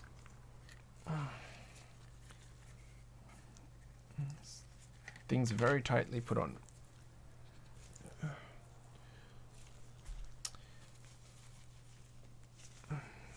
Okay, so put a drop of red.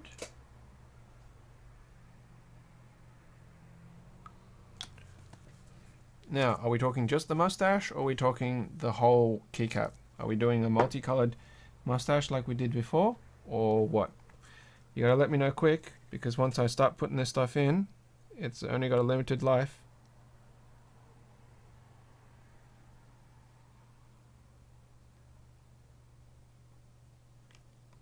Nobody? Alright, well, if nobody's gonna give me the suggestions, then I'm just gonna have to run with it myself. And the red is mixing.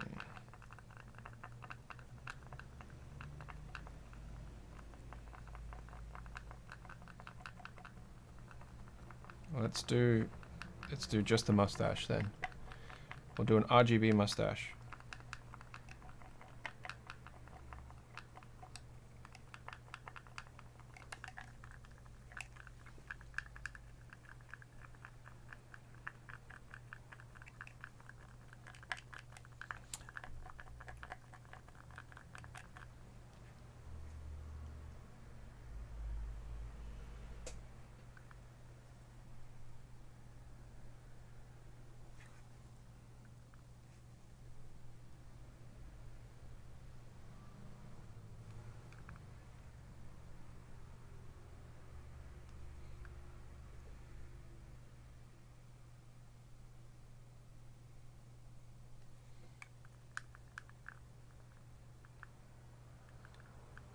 Razer Corsair Marketing. I don't know what Razer Corsair Marketing is, since I don't follow really their products. My wife has a Razer mouse, but we didn't buy it. Somebody gave it to us.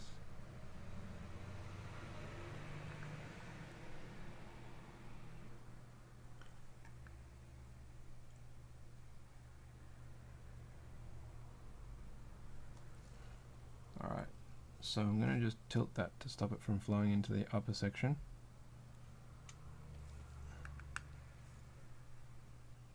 And then I'm going to load this up. Okay. So let's clean that off. It's trying to flow upwards. Alright. So next one, we'll do the blue on the other side of that. Now the only issue is that's still quite liquid.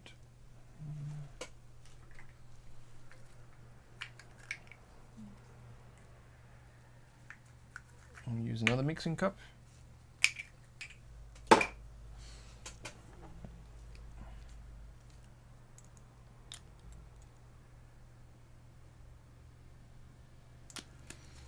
One drop.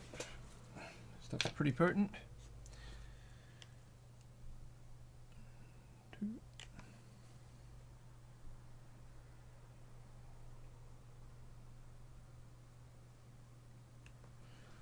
One, two. And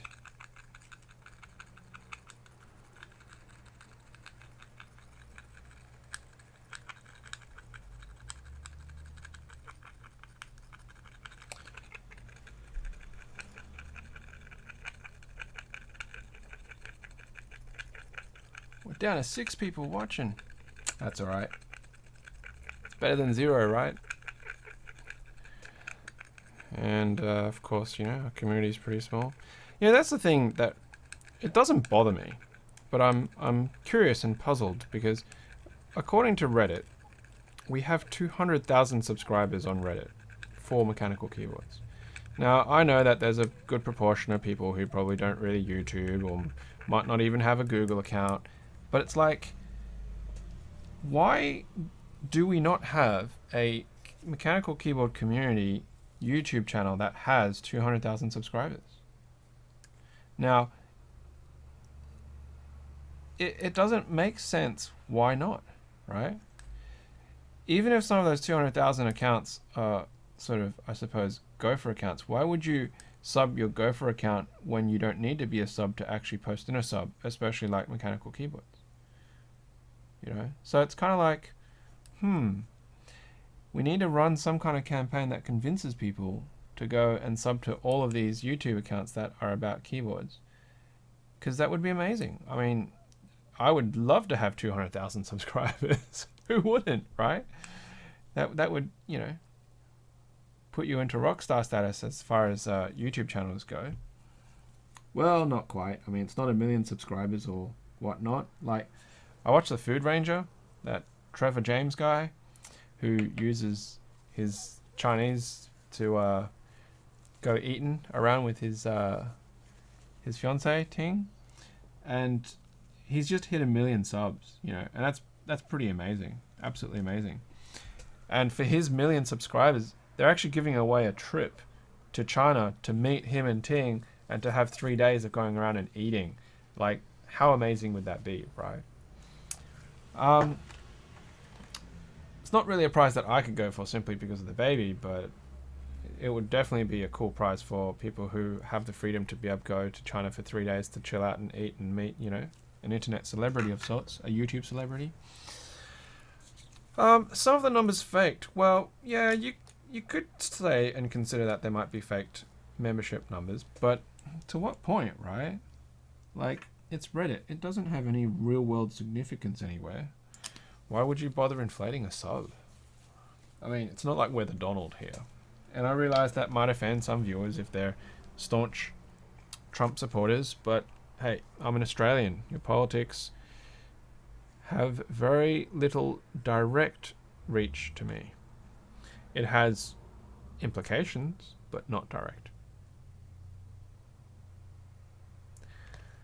That said, that's a completely different issue yet again. All right, so this mustache looking red and blue. So interesting. Looks very French. If only Chris was here. But now I'm mixing the green. Now that I'm mixing the green. Rightio. How are we going for time? 2.5 hours. So if you've been here almost from the start or whatnot, thank you very much. I mean, 2.5 hours is quite a long time to hang around. And if you're pretty new and joining in on the channel, thanks for chilling, hanging out. Now, of course, if you don't know what the heck I'm doing, please ask in the chat, and I'm more than happy to explain. Don't be shy. We don't bite too hard. Do we, people?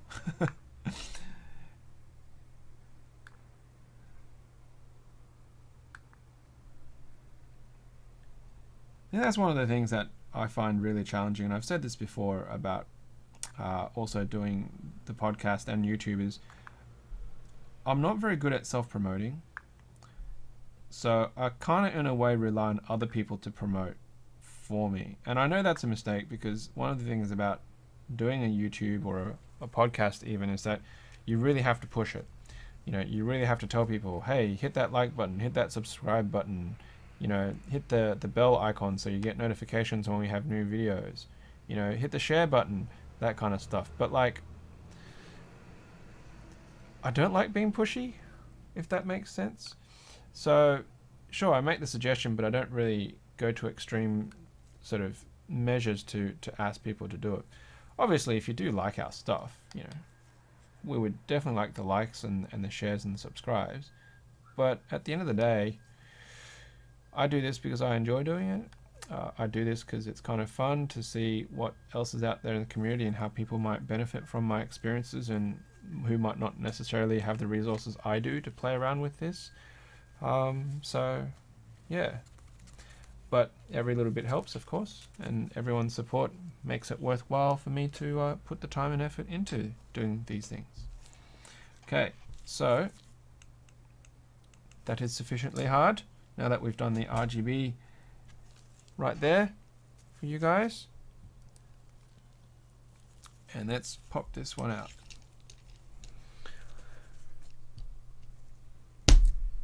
Straight out. Nice. Clean. Just the way I like it. So have a dunk. Tap that off. Might need to take some of those bits off it.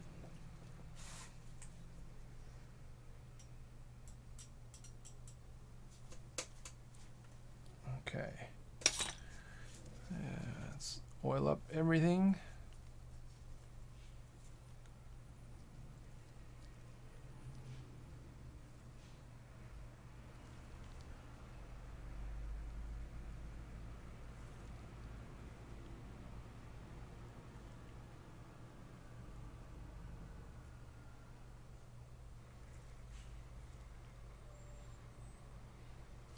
Okay, let's get this tissue and just clean that extra bits off.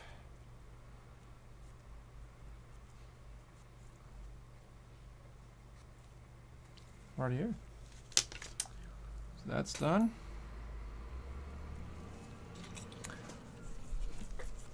And then we come to the other half of the mold. Cutting those connections.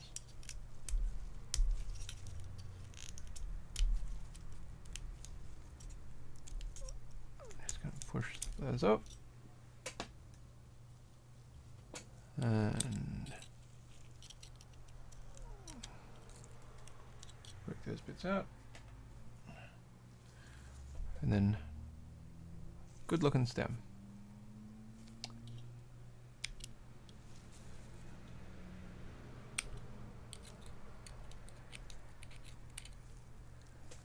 All right.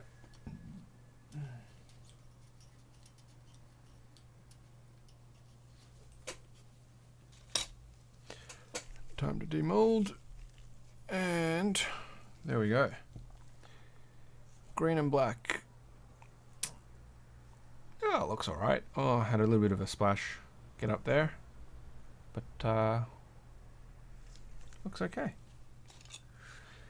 So, Thomas, as requested, there's your green and black.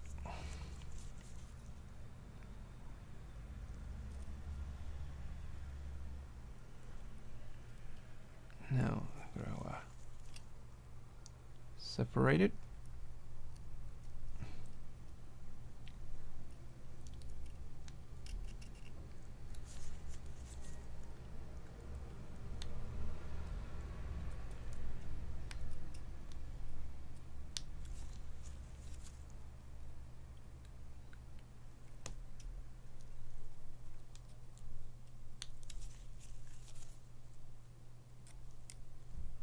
Now while I'm doing this, start thinking about what you want next.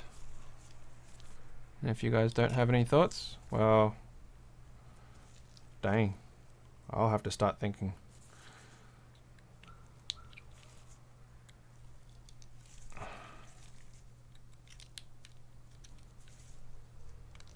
There we go. Not bad.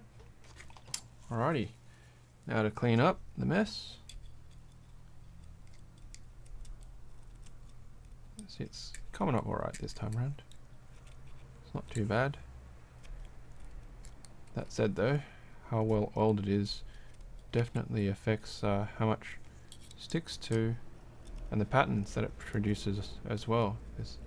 This fine sort of meshy, it's almost pancakey, crepey like.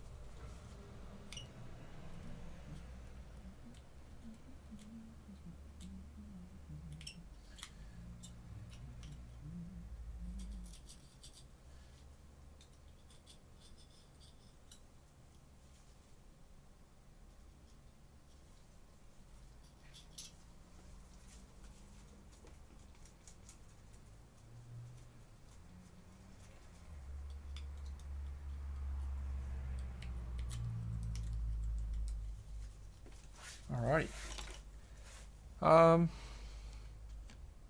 Joseph. It's been asked a million times, what is the advantage of molding artisans over 3D printing them? So, firstly, yes, it is possible to 3D print artisans. There's actually a lot of artisans that are available from Shapeways that are keycaps, 3D printed keycaps. The advantage, I suppose, is speed, because you can see, for example, I'm turning one of these around probably, one every 20 minutes, something like that. With a good setup, you can cast a lot at one time. Now, for those who might actually listen to our podcast, in our latest episode, we had Bus Gamer from Idea 23 with us on the show. Then, if you would listen to that episode, you would know that he makes 180 caps in one batch. That's his capacity because of the sheer number of molds he has. And also the size of his his pressure chamber. 180. Now, 180 artisans to be 3D printed simultaneously, unless if you have a massive industrial sized 3D printer, they do exist, you just can't meet that. So that's the first thing about that. The second thing is 3D printing quality wise, even if you use the liquid resin printers, they still don't have the same quality as a resin cast or injected keycap, because you'll still see layers. Even at 50 micron, the actual layers that you can see from the 3D printing is noticeable. It is visible. You can do post-processing, like polishing techniques and things like that, but once again, that's just adding more time and effort and cost to actually producing an artisan. So it's not that they're impossible, and it's not that people don't do it. It's just it can be faster, and you can also get much more variability and customization. See, I have 28 colors in my box of dyes, so I can mix and match those 28 colors however I want whenever I do each one of these batches, as you can see. You don't have that flexibility with 3D printing at the moment. It may be something that happens in the future, that you can inject colors whenever, however you want, but in order to do that, you've got to program the printer to say, at this point, change color, change filament, change resin, change material, and that gets very complicated. So that's probably the easiest and quickest answer in regards to why there's not a lot of 3D printed artisans by comparison.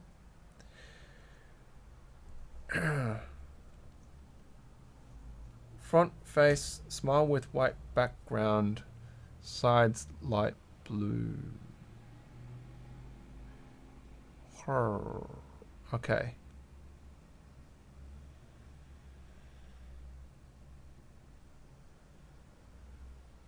I'm a little bit confused there, BMO, on what you're suggesting for the next color scheme, but you've got a little bit of time to try and clarify that. And Giovanni, 208k subs, there's only 1990 online. How many really check and follow this sub? I would say that some people probably check the sub infrequently, maybe even once a week. That's something that I do tend to notice with some of the things that people say, which is why the podcast medium and sort of weekly recap stuff is quite popular. So Huey's This Week in Keyboards, for example, has a lot of subs on that, because of the fact that it just means someone who's interested can go and check it out and go, well, that's what happened this week, without having to troll through 900 posts. But at the same time, if there's anything that's like trending, because they're sub to it, it would be likely to appear on their front page. Now, when you do sub and you use your home front page setting, then that will basically put anything that's highly rating onto it, which means you don't actually have to go to the sub to check it out. It's already been put in like a digest form elsewhere for you. So that may take it actually away. So you want a red mouth, you want yellow on the face, and then the sides to be blue. Is that what I'm understanding? We're getting into some serious complex color schemes now.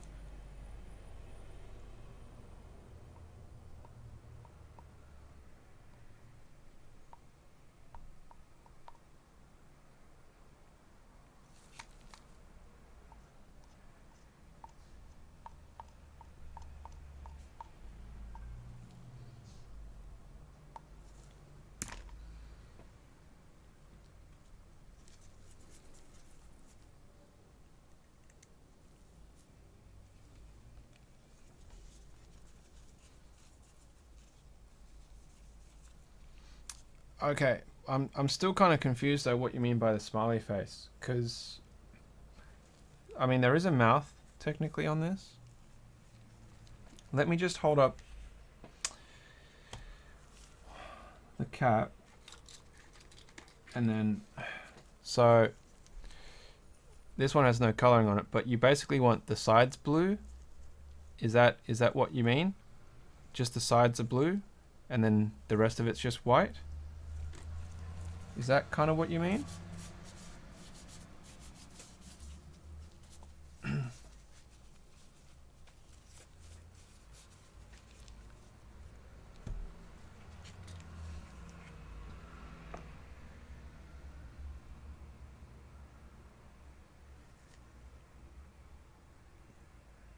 Okay, so just a white front with blue sides.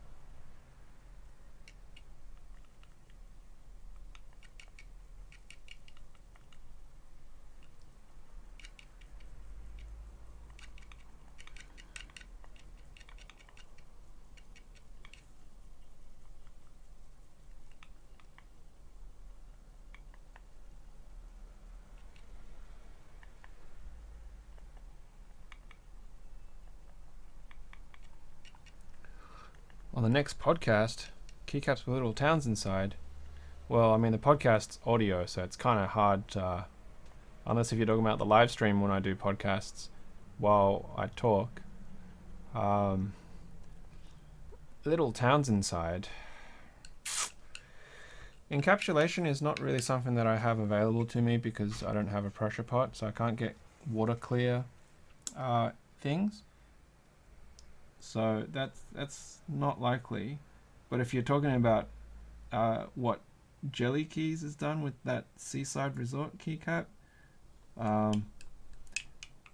probably not.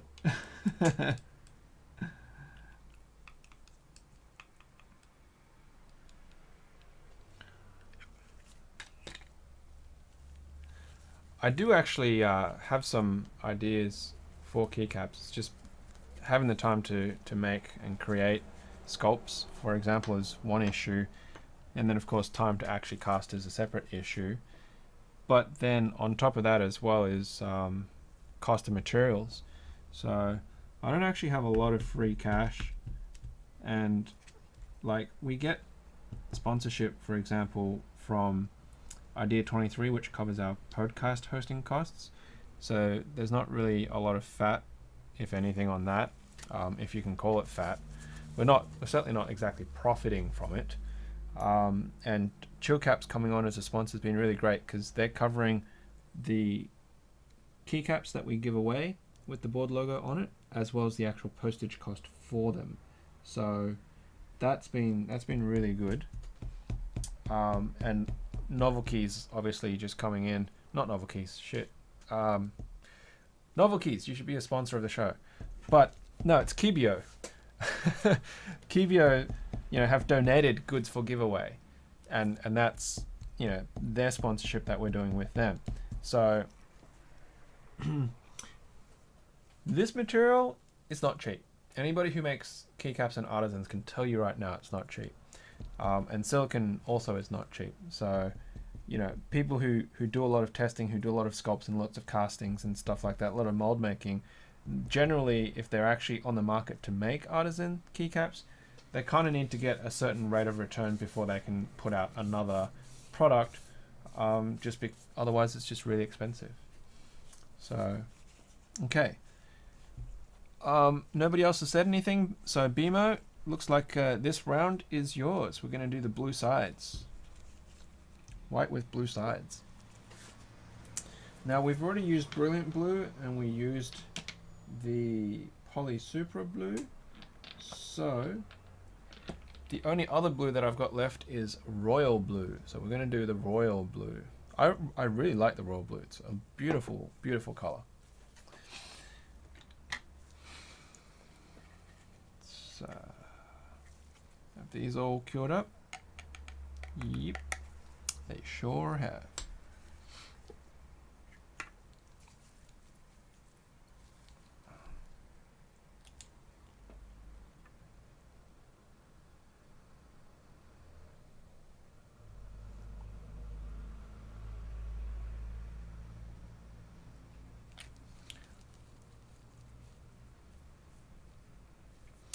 Would I ever cast keycaps using plaster molds and aluminium or similar metals? Molds made out of harder materials are actually difficult to work with if you have fine detail, because you have to be able to demold successfully. Silicone molds are really great because it allows you to peel, it allows you to flex to get the mold off the detail. So for example, with the mustache on these, it's a lot of weird angles that the silicone has got into. And so when you actually take the mold away from the resin, it can flex and get around that. If this was cast using a metal or a harder type of mold, you would actually be likely to break the mold or to break the actual keycap trying to remove it. Now, the Bugnuthu that I mentioned before, right? That one is actually made with an injection mold, but if you notice it, it has very smooth features. It has very rounded features. It doesn't have features that are orientated in a particular way that would actually catch and become problematic to remove from a metal mold. So that is actually also a design consideration, because while you can go crazy and make something really cool, if you can't demold it successfully, then there's no point.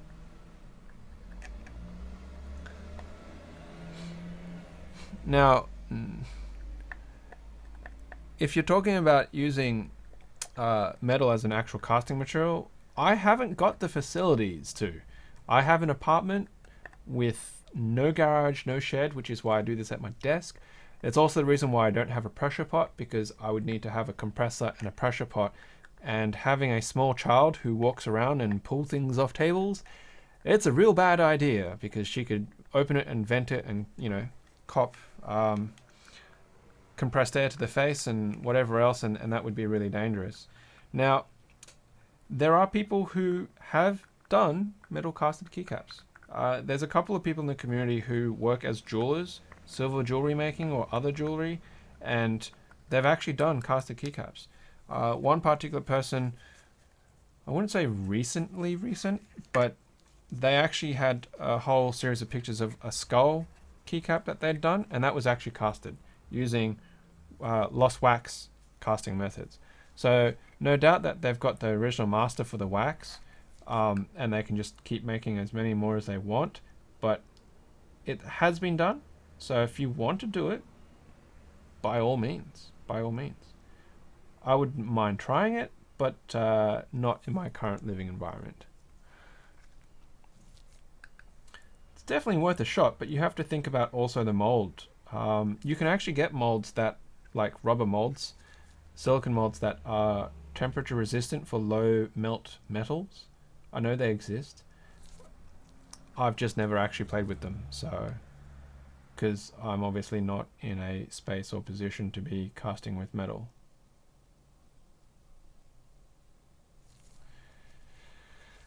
There's a lot of things I would love to try in life, but it's usually restricted by time and money and whatnot, energy, sleep.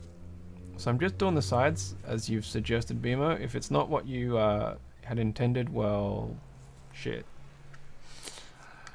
It's still quite liquid at the moment, as you can see. I'm pushing around, but I'm just getting it on there because as it thickens up and then I keep pushing it around, it should be able to start forming a bit more layers on it. Just getting it onto the actual the work surfaces, as it were.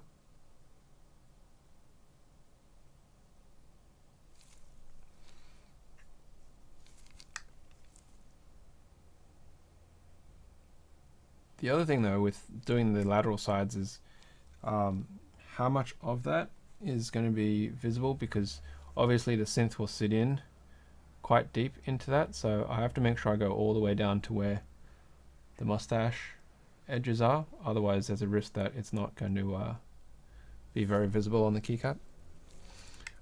So, but that's okay.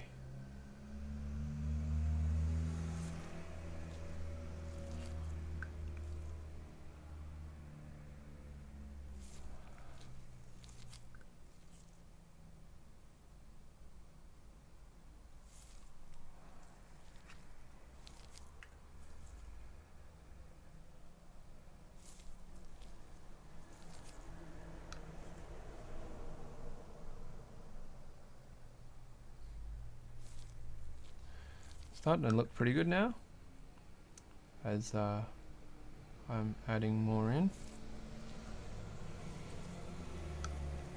and it thickens up, allowing me to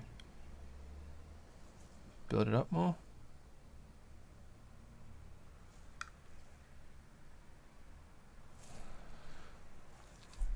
I must say the this blue looks really nice in real life. The whole, it is actually almost more porcelain-like than the blue that I used earlier.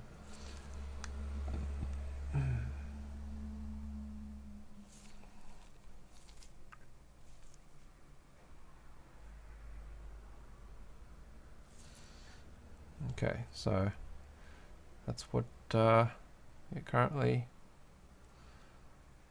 looks like.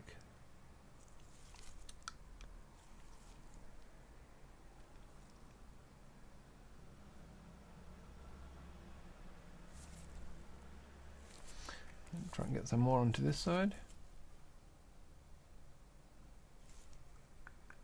while I still can.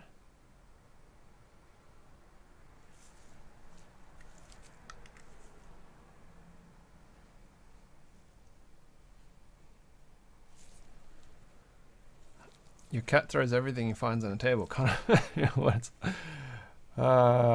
Yeah, children. I have to push my keyboard away from the edge of my desk because she likes reaching up and then she tries to press my keyboard. I came back one time and she was to my desk and she was there and she was just pressing the Windows key and my start menu was coming up and going, and she was watching it. She had a head like this and she was like, and that's all she wanted to do was just watch my start menu pop up and down. But you know, simple things, keep them amused, then I am more than happy for her to be amused by it. Then she's not going off and doing other silly things. She fell over and split her lip and it was bleeding and everything and she was very upset, and then I was trying to comfort her and she was thrashing around with a fat lip getting swollen. Just left all this blood like all over my clothing. It was just like, thanks, honey. Daddy really appreciates your blood. Ish. Okay, came off pretty good. Getting the hang of this. Hey, Shan. Kids only accidentally spill things that the cat is intending to do it. Yeah, well, don't they say cats are assholes, right? You look at them and you say no, and then they know that's the magic word for yes, so they go and do it. So let's just tap that off. And, give that a good lubricate. And then we'll clean some of that excess off.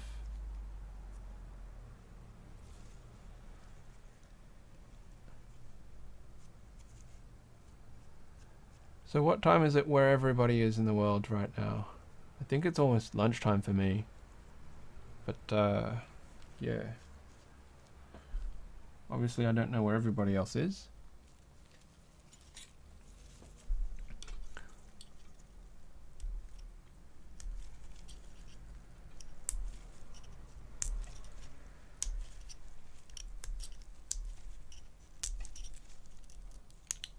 Look at that, just came off nice and clean. The whole shebang. It's pretty sweet. 9:30 p.m. in, sorry, 9:50 p.m. in Philadelphia. Philadelphia. Let me think. Is that north near the Great Lakes?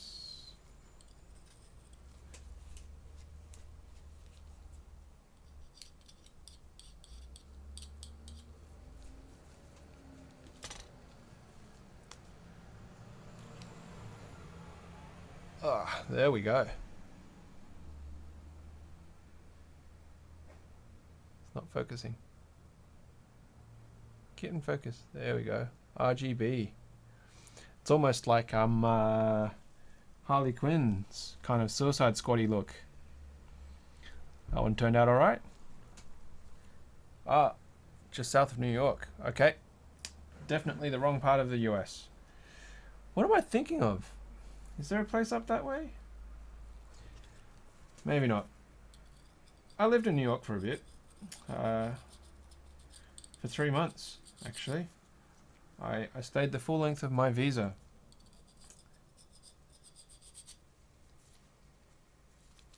Spain, hey? Are you, I don't actually know what the heck's going on over there at the moment. I just know that there's some crisis in regards to the whole Catalonia thing. I think there's elections that the government is having issues about, or is trying to prevent Catalonia from independence or something like that. Yeah. It's obviously a very, very tough issue for lots of countries that have minorities in there that want to have independence.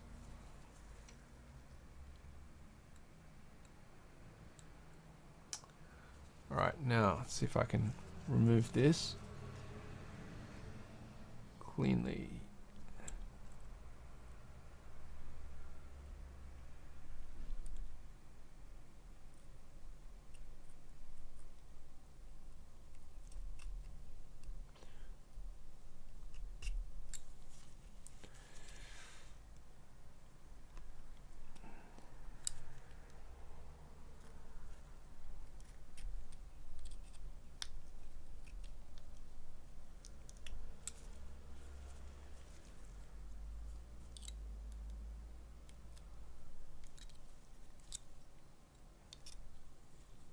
They want independence from the government, but they won't let them, and better so. Okay. 1052 in Argentina. Argentina.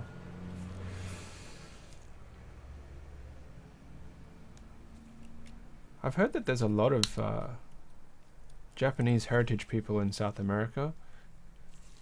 Argentina and Brazil, there's a lot of Japanese people. They have Japanese surnames. They look, you know, very Asian, but they're dark-skinned Asians. But, you know, they speak fluent South American languages because that's where they grew up. That's their whole family and their heritage. But just a very long time ago. They were Japanese that moved there. There we go. Nice. Nice. Okay, so it's clean up again. Look at how much stuff is left behind on that, huh? But now that I've moved the bin, I'm not going to be facing so far away.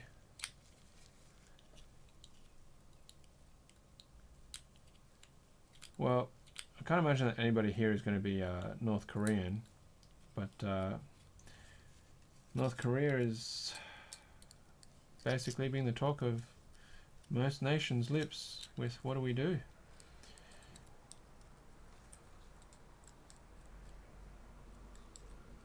Maybe we should introduce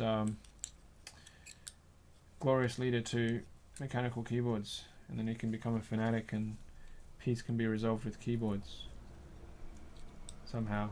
Get him a Korean custom. A North Korean custom?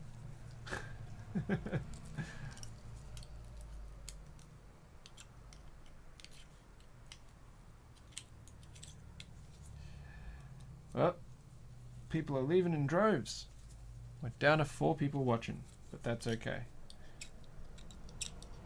You guys have some serious endurance if you're still here. Now that we're 3 hours and 2 minutes into this stream. Just streaming away. Making keycaps. Down to 3 people. Alright. Well, what I might do is I'm gonna pour this last one that we've already got set here, this blue walled one, and then I might call the stream so I can go and have some lunch. Otherwise, if I keep going, I don't know when I'm going to end up having lunch. And yeah, that will probably be it. So I'll cast this one. I'll wait for it to set while I prep the mold, but I won't do that. And once that comes out, then we might just call it for now. So final one that I will do later, but I'm going to prep the mold for. Give me a color scheme. What are you folk wanting to see as the last one that I'm going to cast on stream? Any thoughts? What you guys want? The 3 of you that are still here, thank you very much.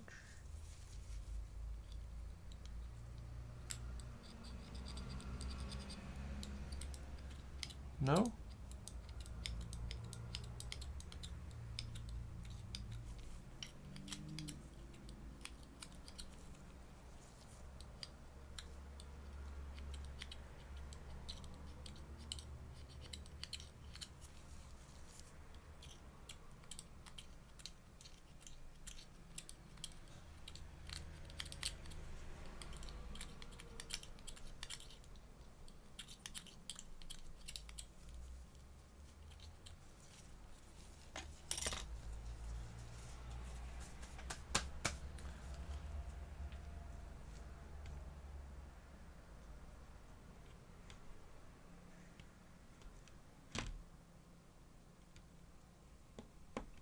Blue sides. We already have a blue side. It's right here. You have a fascination with blue.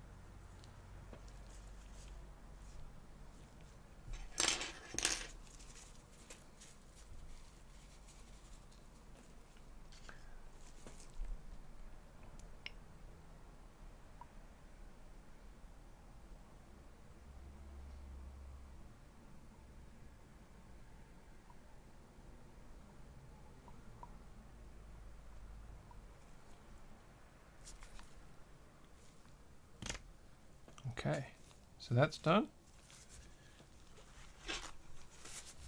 just going to do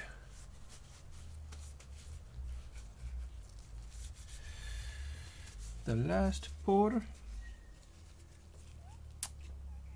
for the moment anyway.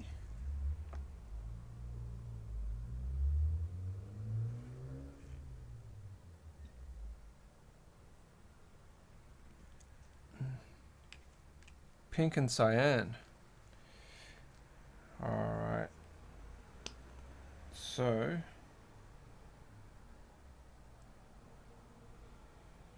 I don't have a cyan, but I have a turquoise, so we'll use the turquoise instead. And I've already used shocking pink. I think I've got bright pink, so we'll go with the bright pink. Now the real question is though, is how do you want that pink and cyan to be done? So we'll prep that and then we'll call that, but not actually shot the cast. Do you want it mustache, patterned, no mustache? Give me how you want your pink and cyan.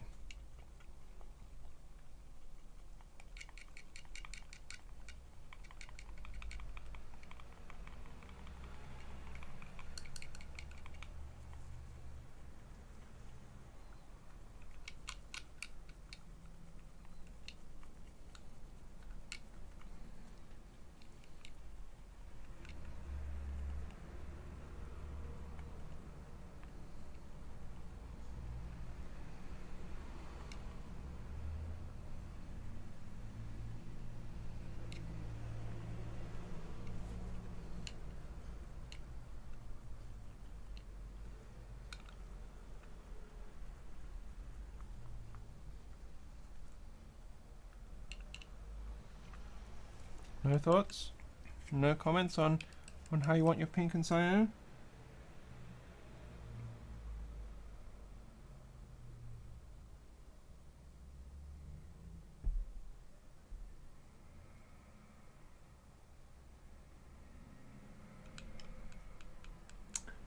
If you don't tell me how you want that pink and cyan done, I don't know how it's going to turn out.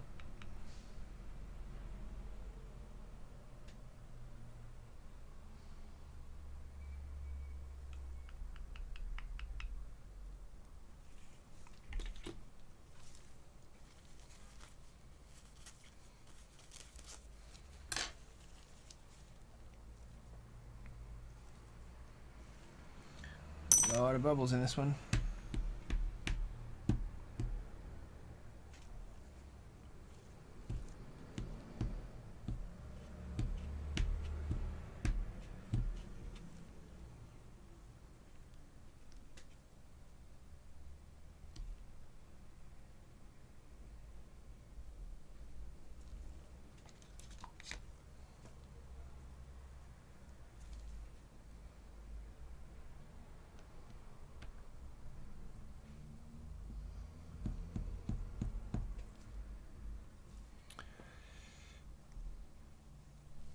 Okay, so blue sides is now curing.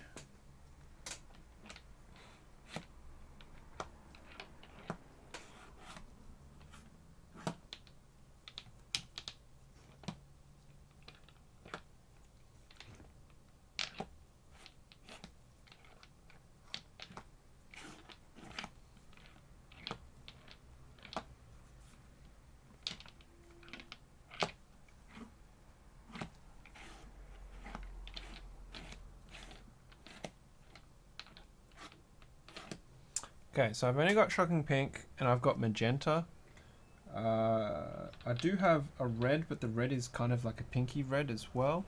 So I might use that red because it's really more of a pinky red. And then I have turquoise. But you haven't told me how you want the mix done. You haven't told me how you want the patterning. So, how do you want the patterning? How do you want the patterning? Pink in the sides of just the mustache or the actual face?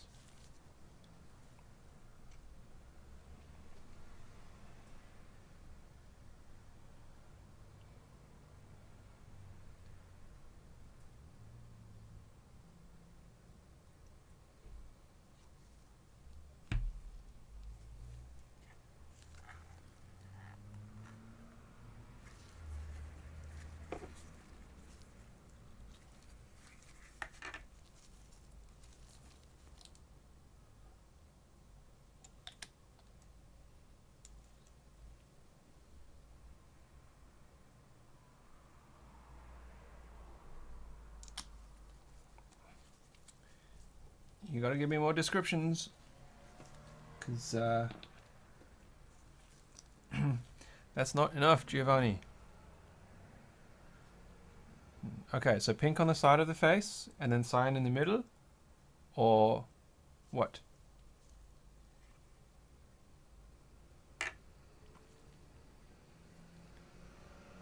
And what am I doing with the mustache? Or is it encompassing the mustache as well?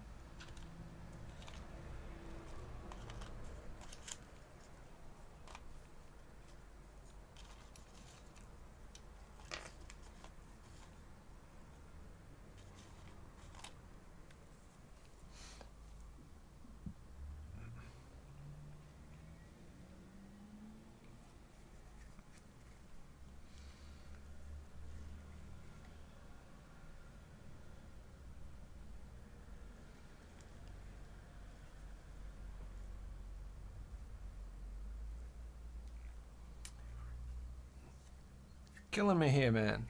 I need a response.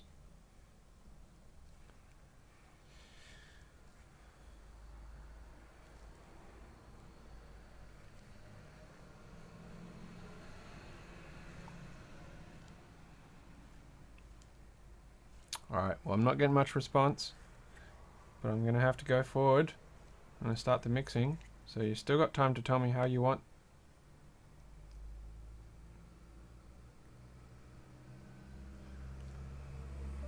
Okay, so you want pink on the sides of the face and a cyan mustache. Probably should have done the mustache first, but that's okay. We'll have to... So the chin and the lip will be white. Is that how you want it?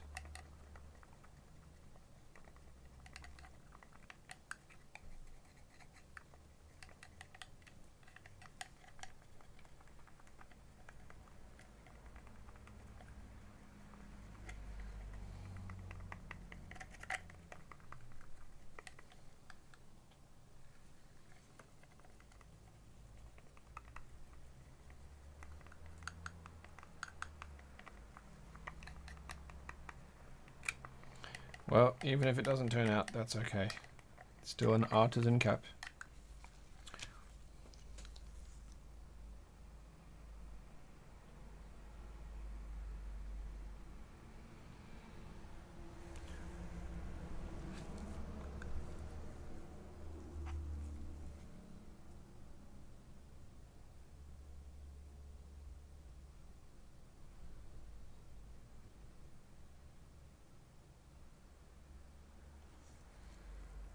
Okay, so one side, two side only, or do you want the top and the bottom as well?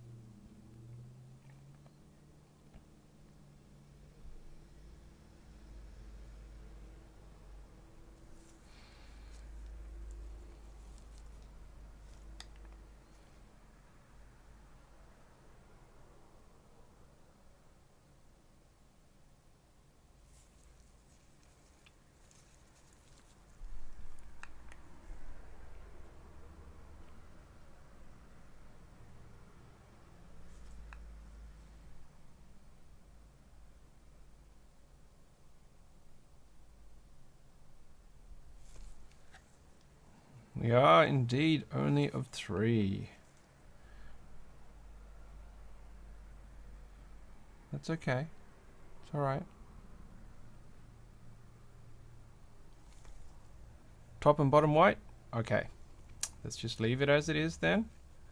And we'll just do this as it is. Alright.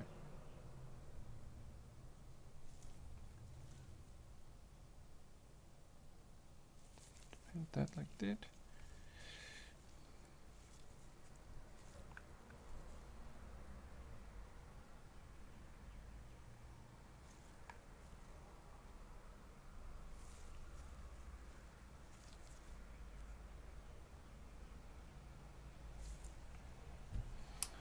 Okay.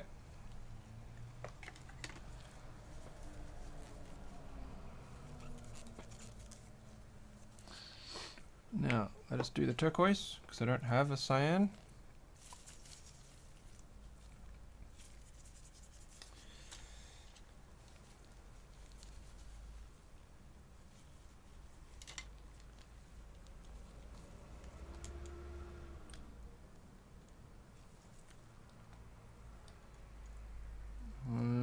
This one's not working very well either. So it's just have to drop it.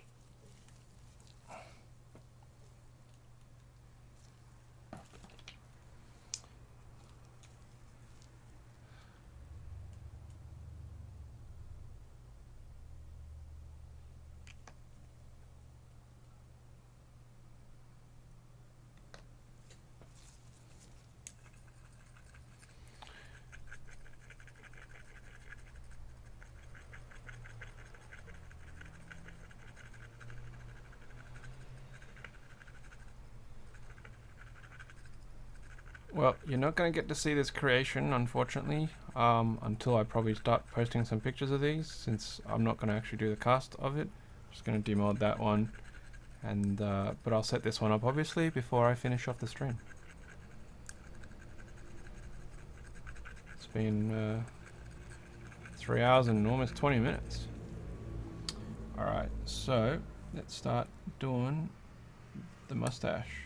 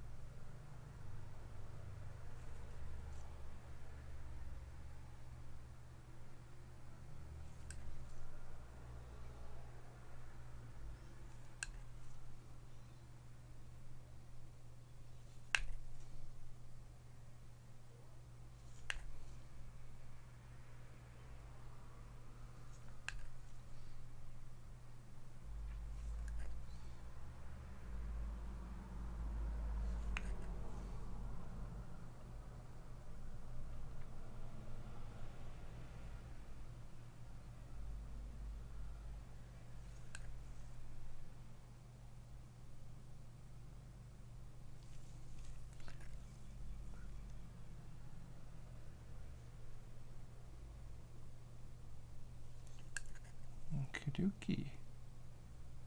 So I've got most of that detail in. And there it is. Just gonna put in the rest. Let's just fill.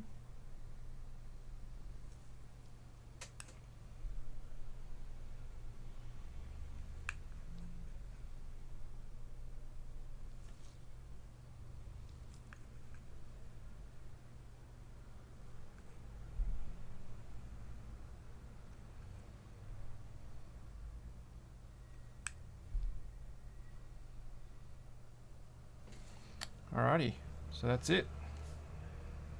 So there's your sides in the cyan, well, turquoise, the best I've got, closest I got. Clean that up. Let's check. That was reasonably firm. So let's take that out. Pop. There it goes. Once again, looks pretty good. Looks nice and clean.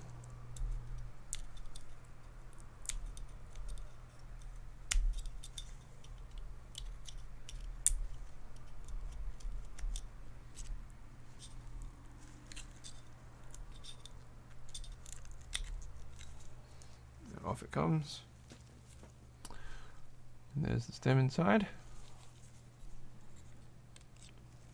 So clean some of that off.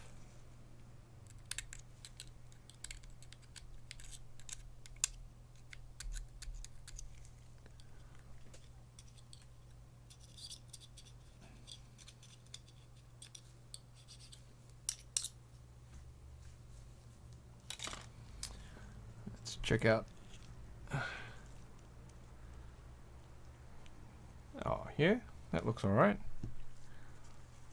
White with good amount of blue collared sides. So, interesting. Almost kind of like ice cubey of sorts, maybe. Kinda, perhaps. Now, I just gotta find where I can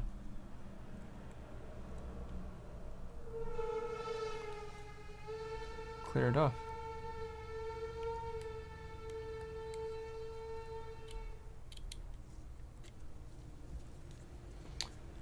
So, let's see how much of that is actually the cap, because the base is also been painted.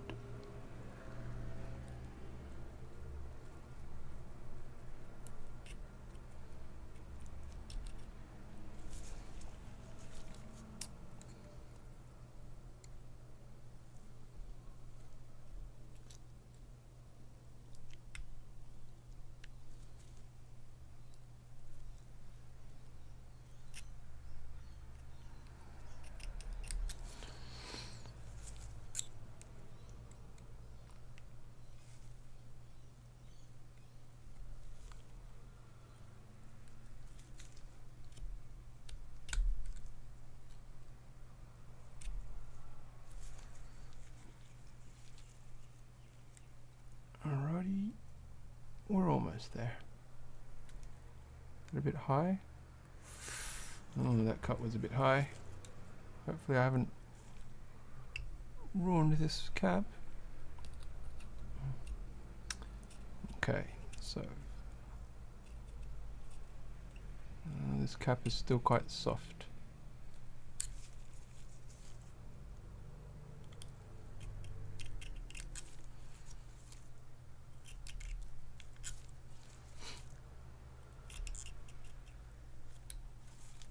Start prying it a little bit.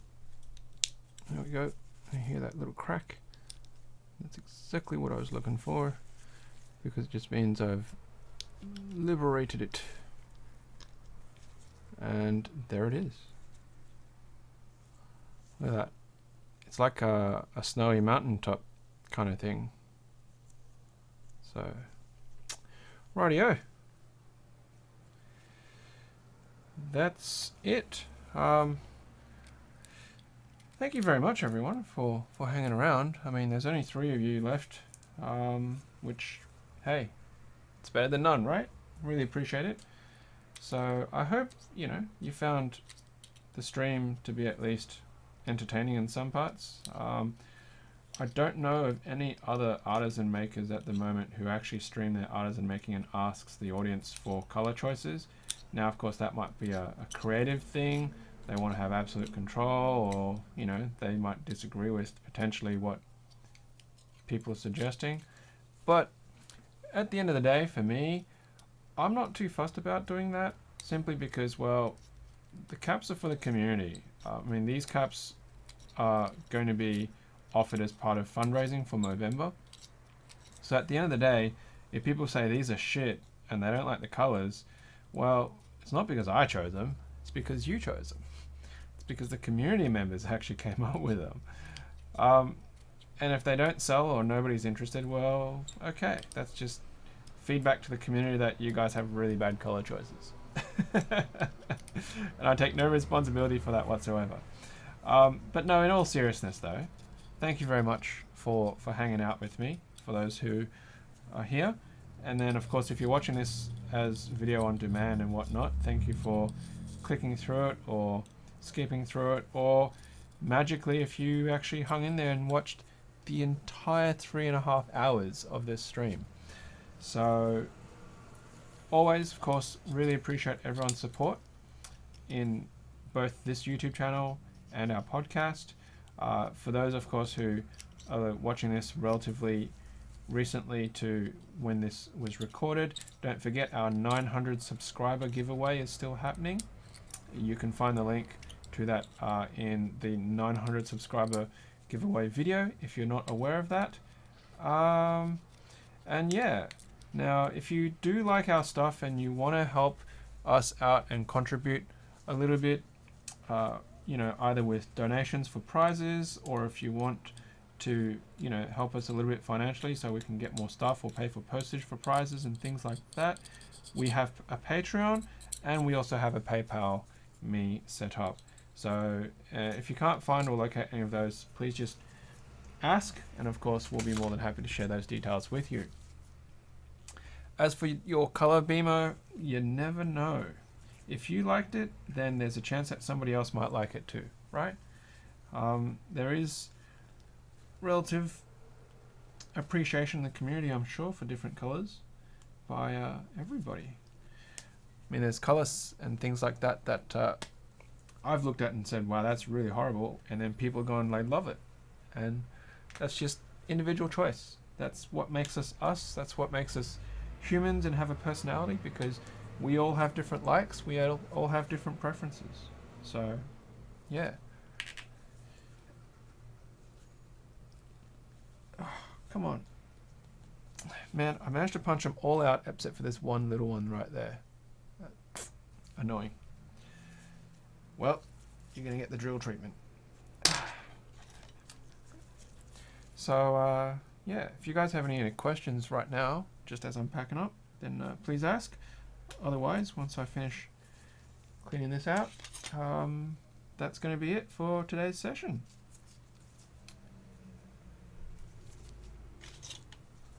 Well, thank you very much, BMO. I hope you sleep well, and we'll catch you next time. And thank you very much, Giovanni, as well, for coming along. Really appreciate it. Really do.